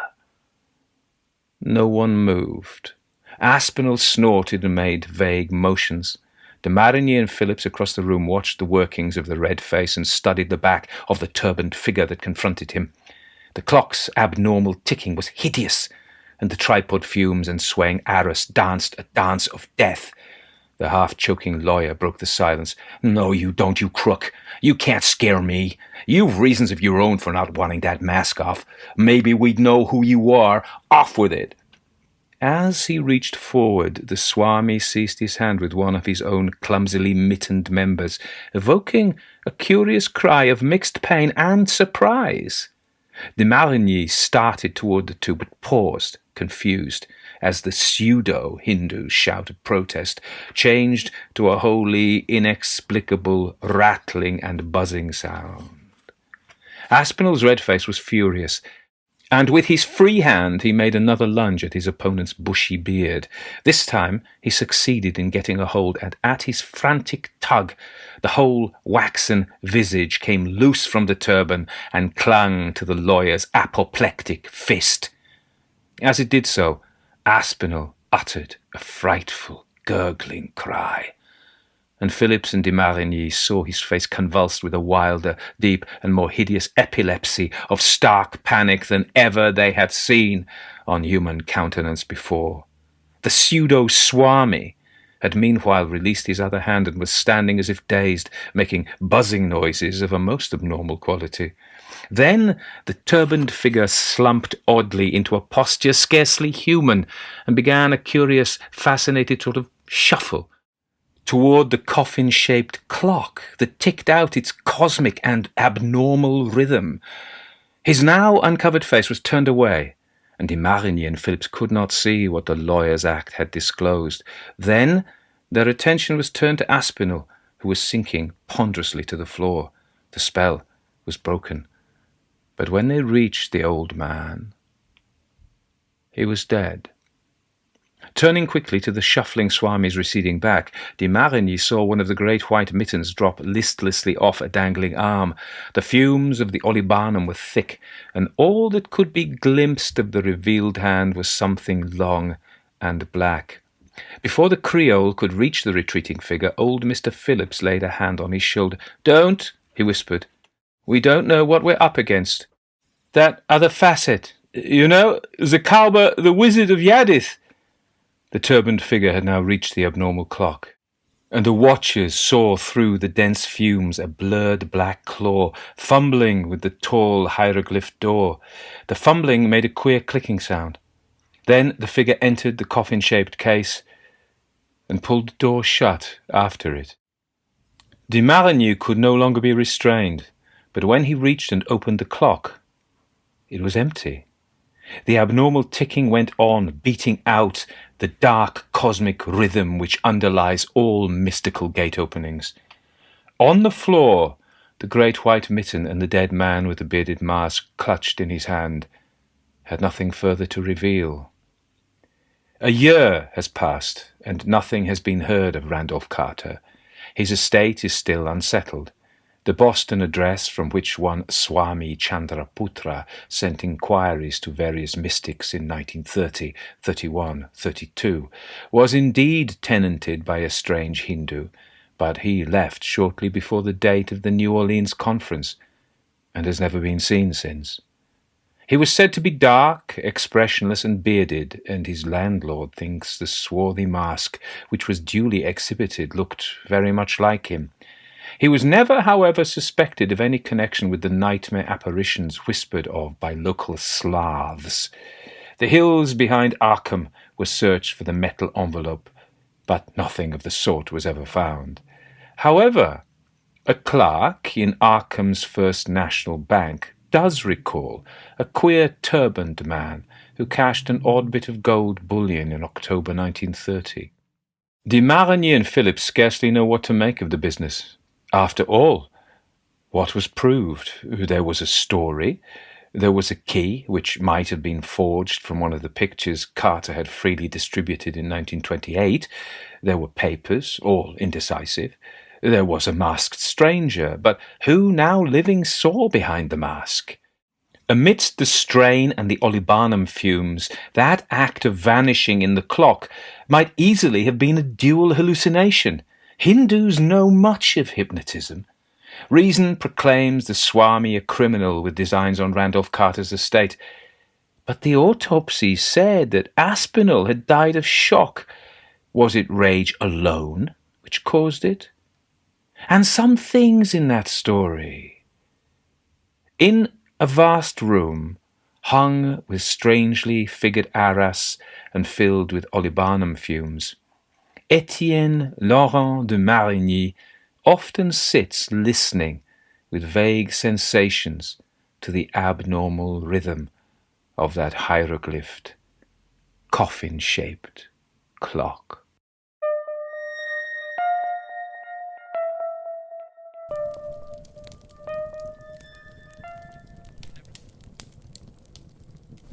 Just gave you a few minutes there to enjoy the fire. So if you're still with us, with me, and waiting to hear the commentary, I just want to practice my sales techniques.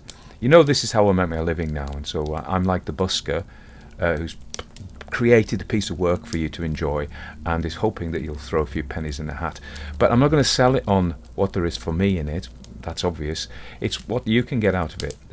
If you become a Patreon, and there's a link above, you can get a library of stories. I think it's 300 plus, 300 going on 400 stories, including some novel-length stories that haven't appeared on the YouTube channel or the podcast, but have been done as audiobooks instead. And they're there for you to download and do what you want with and listen to at your leisure.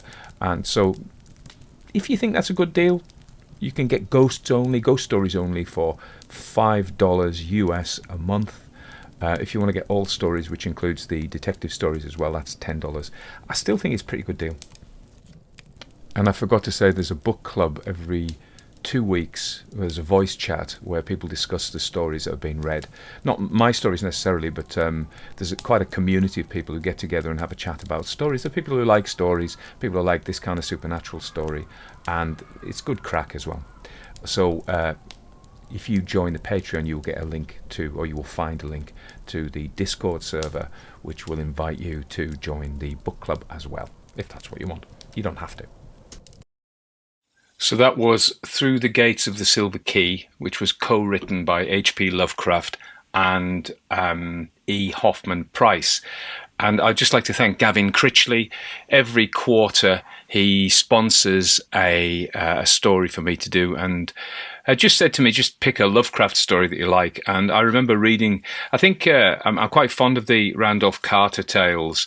So that is The Dream Quest of Unknown Kadaf, can't speak.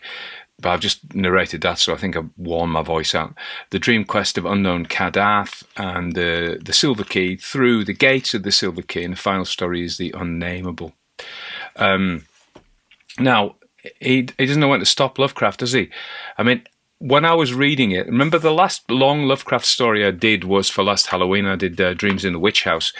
And as I'm an hour and a bit into that, I'm thinking, goodness me, the guy is just throwing words at me. And I feel like a squash player trying to bat them back all the time, and try and get them right.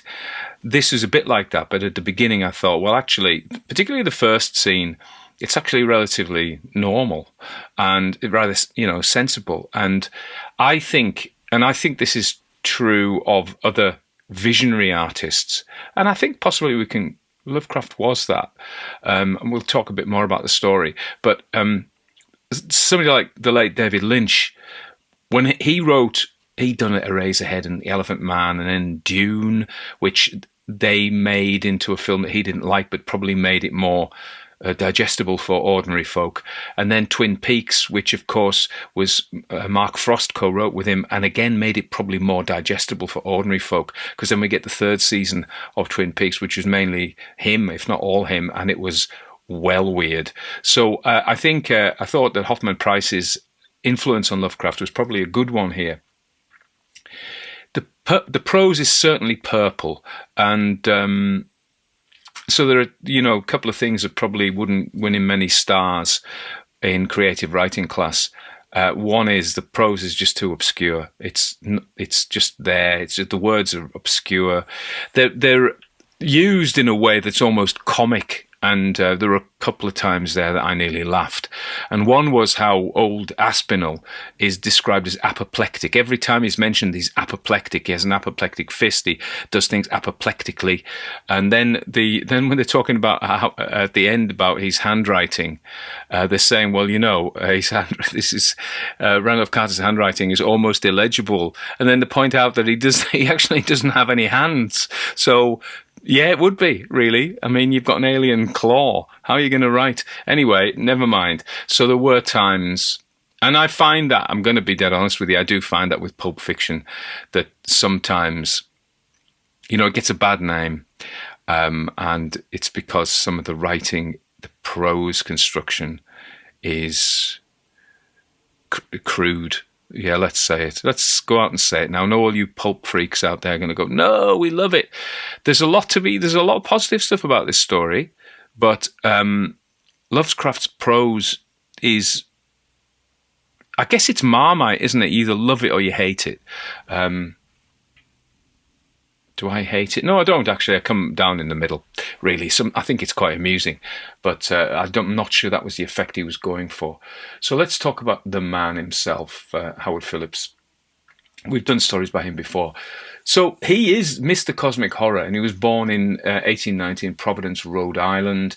He was only 47. I must like him because I walked from downtown Providence to the graveyard, Swan something, on a really, really hot day, and took ages to find his grave. And as I said before, somebody left him a biro, that is to say, ballpoint pen, a cheap ballpoint pen. I thought he wouldn't have liked that.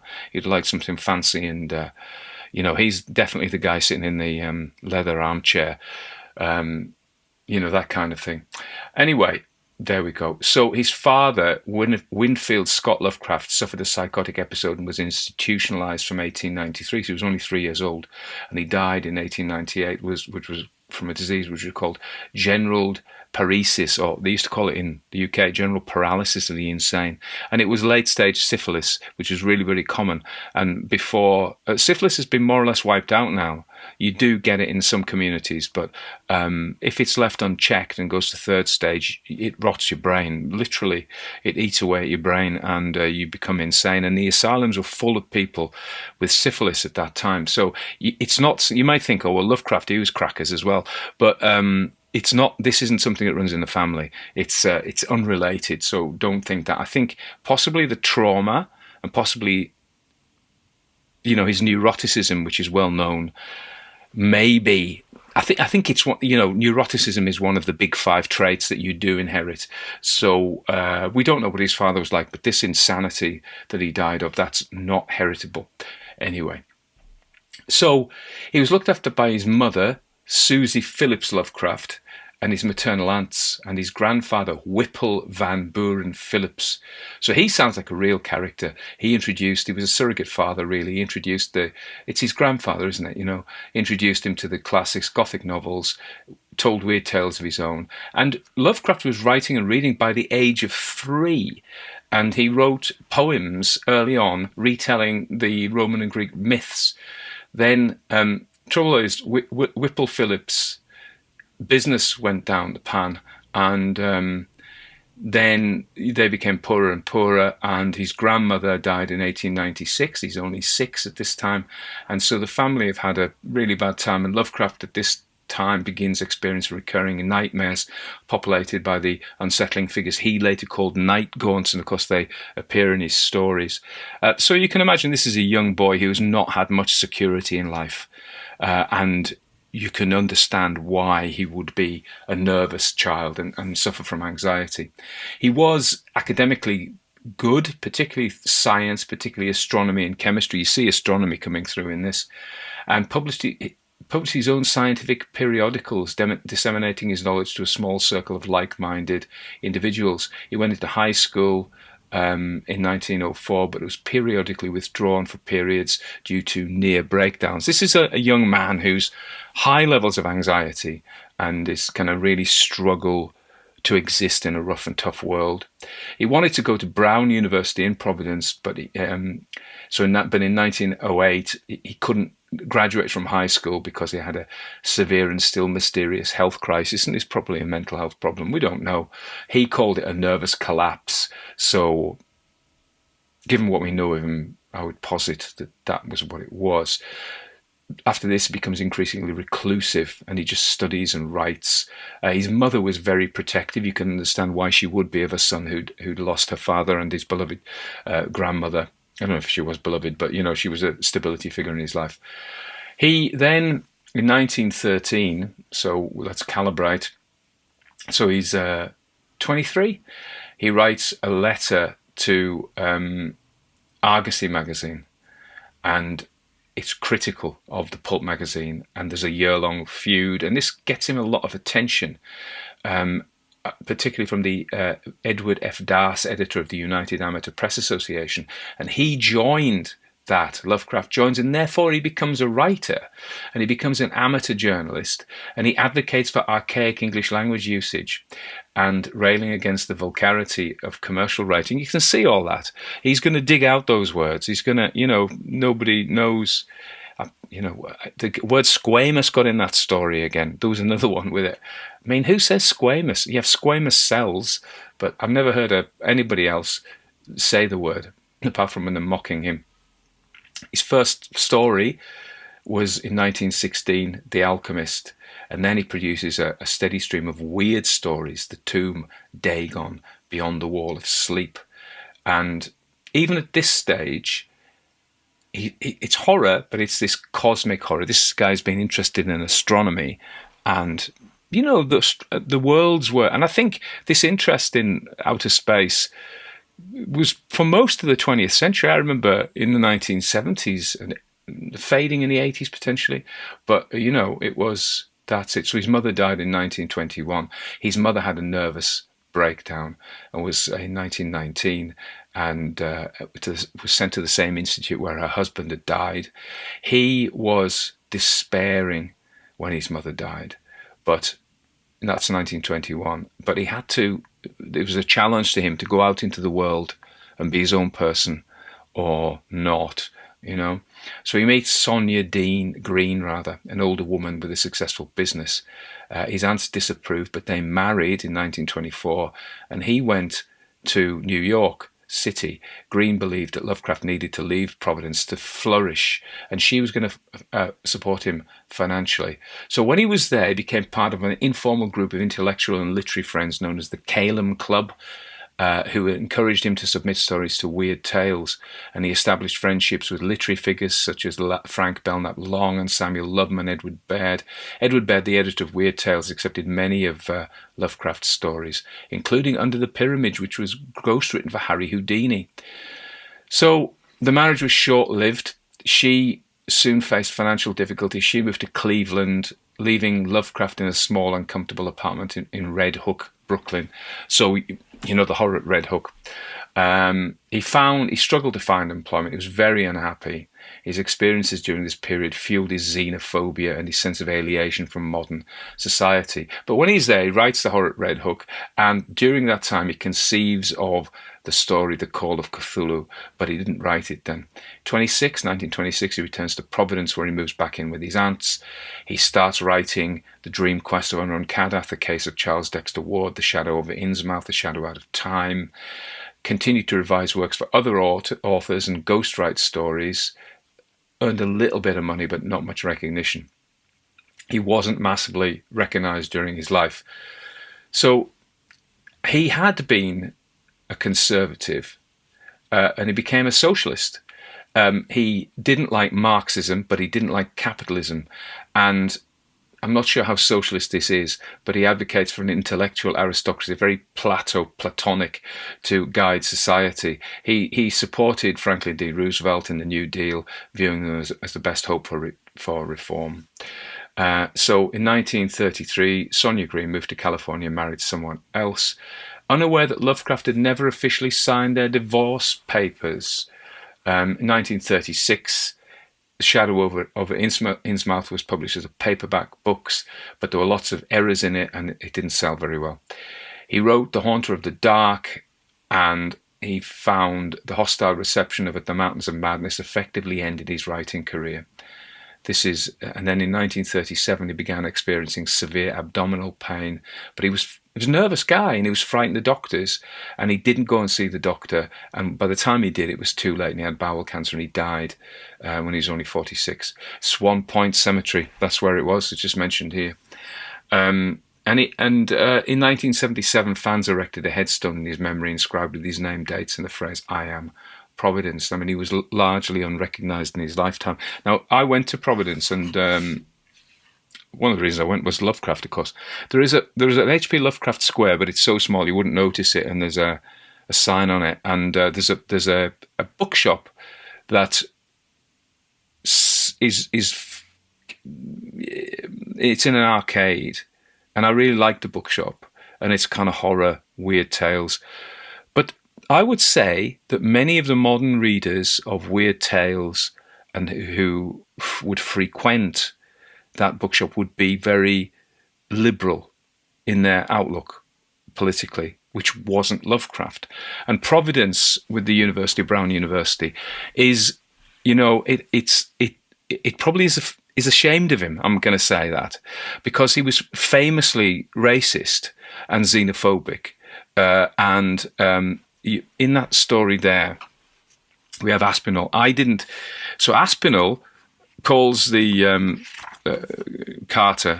Randolph Carter, who's dressed in an obscure and bizarre wax mask.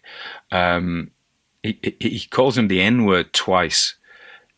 I've never seen this. The paperback producer has redacted that, and they put stars through it.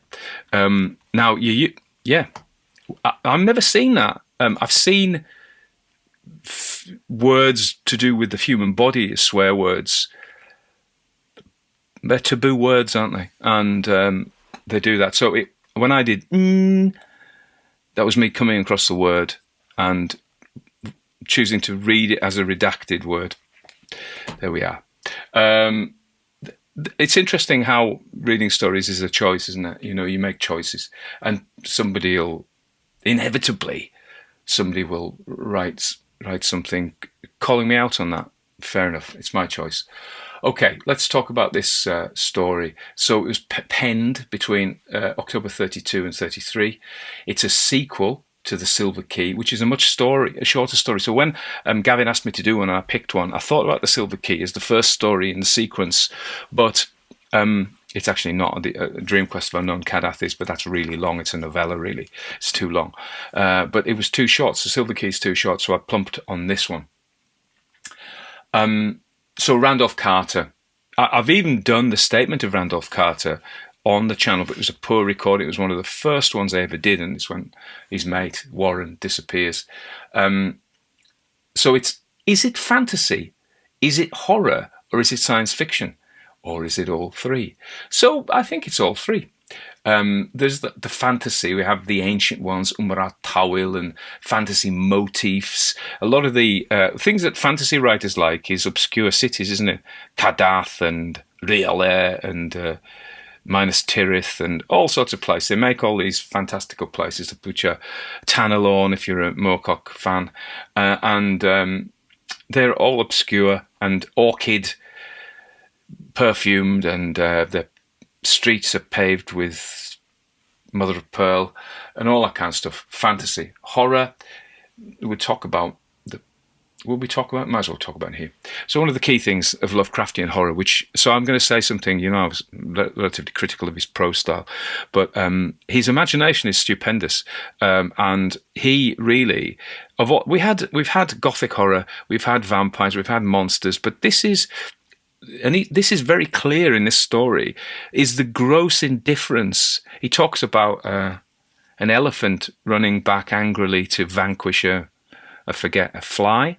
And so his horror is the sheer indifference. And I think this parallels that existential angst that was coming upon people in the 19th and 20th century. You think of people like Soren Kierkegaard and, of course, Sartre, the existentialist Camus, although I recently saw him called an absurdist, where the idea is that, and Nietzsche, Friedrich Nietzsche, famously said, God is dead and we have killed him, in The Joyous Science, the gay science, it was also translated as. And he, his point there is we've destroyed our moral framework. We need a new one. I think that's continued to haunt us, I think.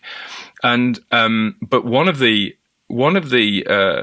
if you kill your parent, you are both free and unprotected, both at once. This is very Kleinian, Melanie Klein. The object that you love and hate at the same time, you destroy it, and then you are free of it, but it doesn't protect you anymore. So I think that is the dread that comes, this existential dread that Lovecraft, more than anybody, as a fiction writer, I mean, these are the philosophers, they talk about it, Sartre's nausea and all that, this anxiety that comes from feeling alone and your underpinning has gone. Lovecraft, writing produces cosmic horror, which is unlike any kind of horror before it. And it is about that. It is, we live, we exist, yet we live in an indifferent universe that may be hostile to us. It may not be hostile. It may just stomp us like an elephant, and we have absolutely no control over it. And that is one of his great achievements. He's the breadth of his imagination. I certainly like these fabled cities, and he does that well. Anyway, let's go on. Okay, so the other stuff here. So let's talk about this. Let's talk about his conceptualization of time. So we don't really know what time is. We have an experience of time. Time appears to pass, but we can't really explain that. And there are different views about what time is, and none of them might be right. So one of them is presentism. And presentism, and I've come across people who believe this, who believe that there is nothing but now. Memories are of the past, they're imaginary, the dogs have come up to see me. Imagination of the future. So the future is imagination, the past is memory. They're both intangible. They are not of the same kind of thing as the present minute. And so the presentists would say they don't actually exist. There is no past, there is no present. I've even come across extreme presentists who say, you're sitting here, I'm sitting here upstairs, there is a kitchen downstairs, except there isn't. What they say is, none of it's real. All of it is just a memory. So that's the extreme presentism. Lovecraft is not that. Yeah, he's not that. So then the other one is the growing block. And this one says that in some sense, the present and the past exist in some sense. I'm not sure how the past exists, but the future is not yet created. I'm coming round to that. I used to be a a block universe guy, and so that is to say, yeah, simple. And then the other is called eternalism, which is this block universe which says that everything that ever is or will be exists. This is what Lovecraft's saying. And so he's having quite extended philosophical debate on that. Not a debate, an exposition really. He's just setting it forward that, you know, everything exists, and the boy of his that he was when he went into the snake den, and the man in 1928, and where he is. So me, who's sitting here now, me and my birthday party when I was 9, me, my first kiss, you know, they all exist still. That's the block universe. None of this can be proven, but I think it's interesting that he brings it forward. Sometimes I feel that, you know, when I said at the beginning that he would be chastised in creative writing classes, and the first reason would be his archaic language, which he championed, but it's not fashionable, and they would have had a field day slamming him down about that. And the second is he spends a lot of time giving philosophical expositions, diatribes, and you're not supposed to do that in a story. It's more like preaching. And often we find stories where a writer has a particular political or a philosophical or a religious viewpoint, and they spend a long time trying to convince us. We're like, I don't want that. What I want is the story. So I think probably that's the second reason why they would have given him a hard time. But yeah, cosmic self. There's this time issue, the nature of time. Next thing is the illusion of self. And this is like very Hindu, actually, and Buddhist, which is derived from Hinduism, philosophy, that there is no self, that the idea that you're a separate person is an illusion. I don't go with that. But, but they're very keen on, the Buddhists particularly are very good at explaining it. So it almost seems like it is true. But I'll give you my defense of that. Their argument is when you look for what the core of oneself, you never find anything. You never find anything. There is nothing that you can say, oh, that's me. Never. And that's true. But when they say it's an illusion, therefore, an illusion is something, isn't it? So even if our self is an illusion, it's still something. It's Easter now. And I think that's what Christianity does really well, is that it says, it doesn't even say this is an illusion, but even if it were an illusion, you say, well, yeah, but we suffer. So Christianity speaks to the suffering in a different way than Buddhism does anyway. This is way off here. But there we are. I think it's interesting, and I think if Lovecraft can put his stuff forward, so can I. The other thing is dreams. And again, as already talked about, Lovecraft is seen against existentialism as a philosophical movement. But of course, from the 1890s, 1899, I think it was, the interpretation of dreams, Sigmund Freud was very much into dreams as having meaning. Now, Freud's dreams don't mean the same thing as Lovecraft's dreams, but they both give importance to messages from dreams, right? And then we move to Carl Jung, big follower of his, and who fell out with Freud. Now, Jung goes further than Freud, and he says, yes, dreams are a gateway to the collective unconscious, so all that is inside us. And we are the world, in a sense. We're made of the world. So there is an unconscious out there which presents itself to us in the language of dreams. It is, and so in this sense, he's in line with Lovecraft. I'm not sure he would have approved of Lovecraft really, but I don't know. I don't know if you ever read him or if there's any comments from Jung about Lovecraft. But so Lovecraft himself is making the point that this is all unknowable. We just aren't the kind of things. We don't have the mental apparatus to understand what is going on. So we don't understand time. We don't understand dreams. We don't understand what we are. Lovecraft says that really well, I think, in his story.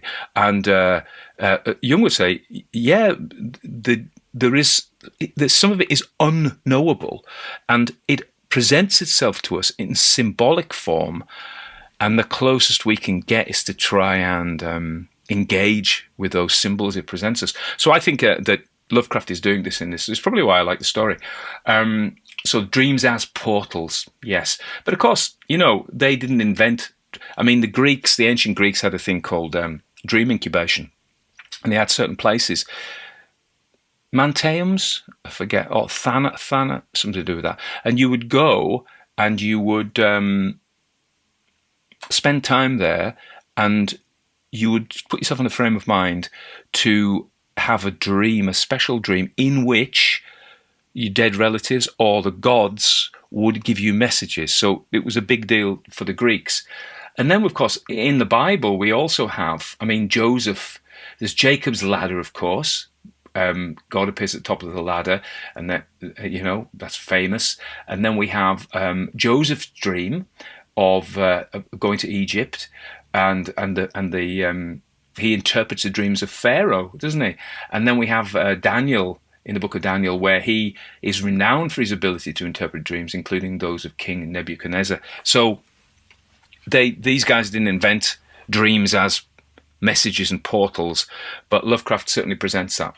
So that's probably all I want to say. So I think what he's done in this story is he's introduced cosmic horror as a new genre, which mirrors existential dread that other very clever people in France and Denmark were talking about.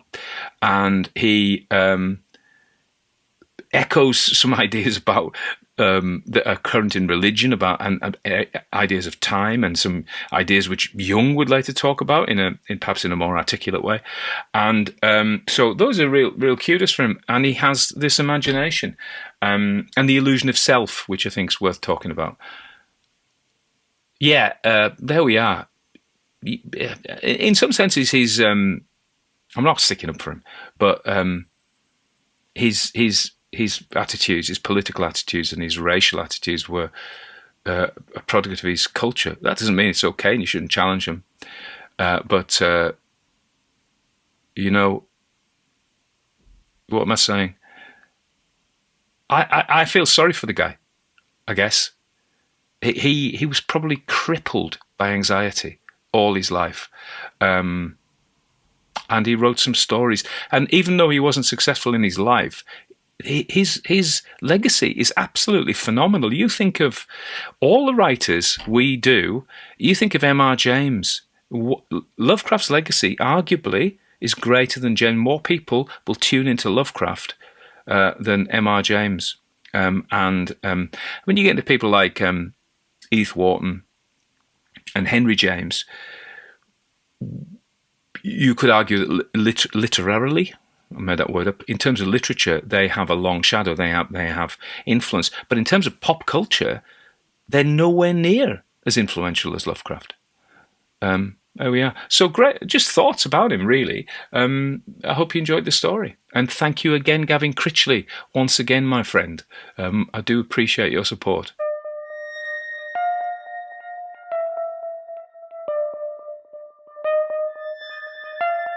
Everybody dies, don't they? Everybody come back, don't they? Isn't that so? You tried to get into the locked room today, didn't you? How do the dead come back, Mother? What's the secret of the dead come back?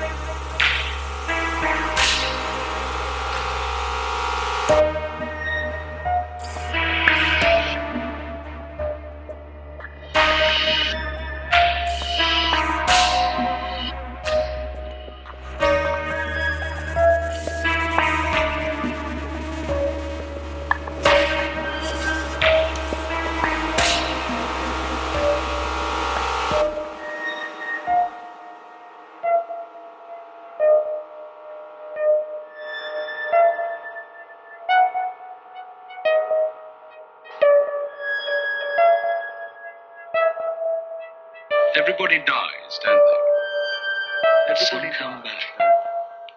Isn't that so? Isn't that so? Isn't that so? Isn't that so?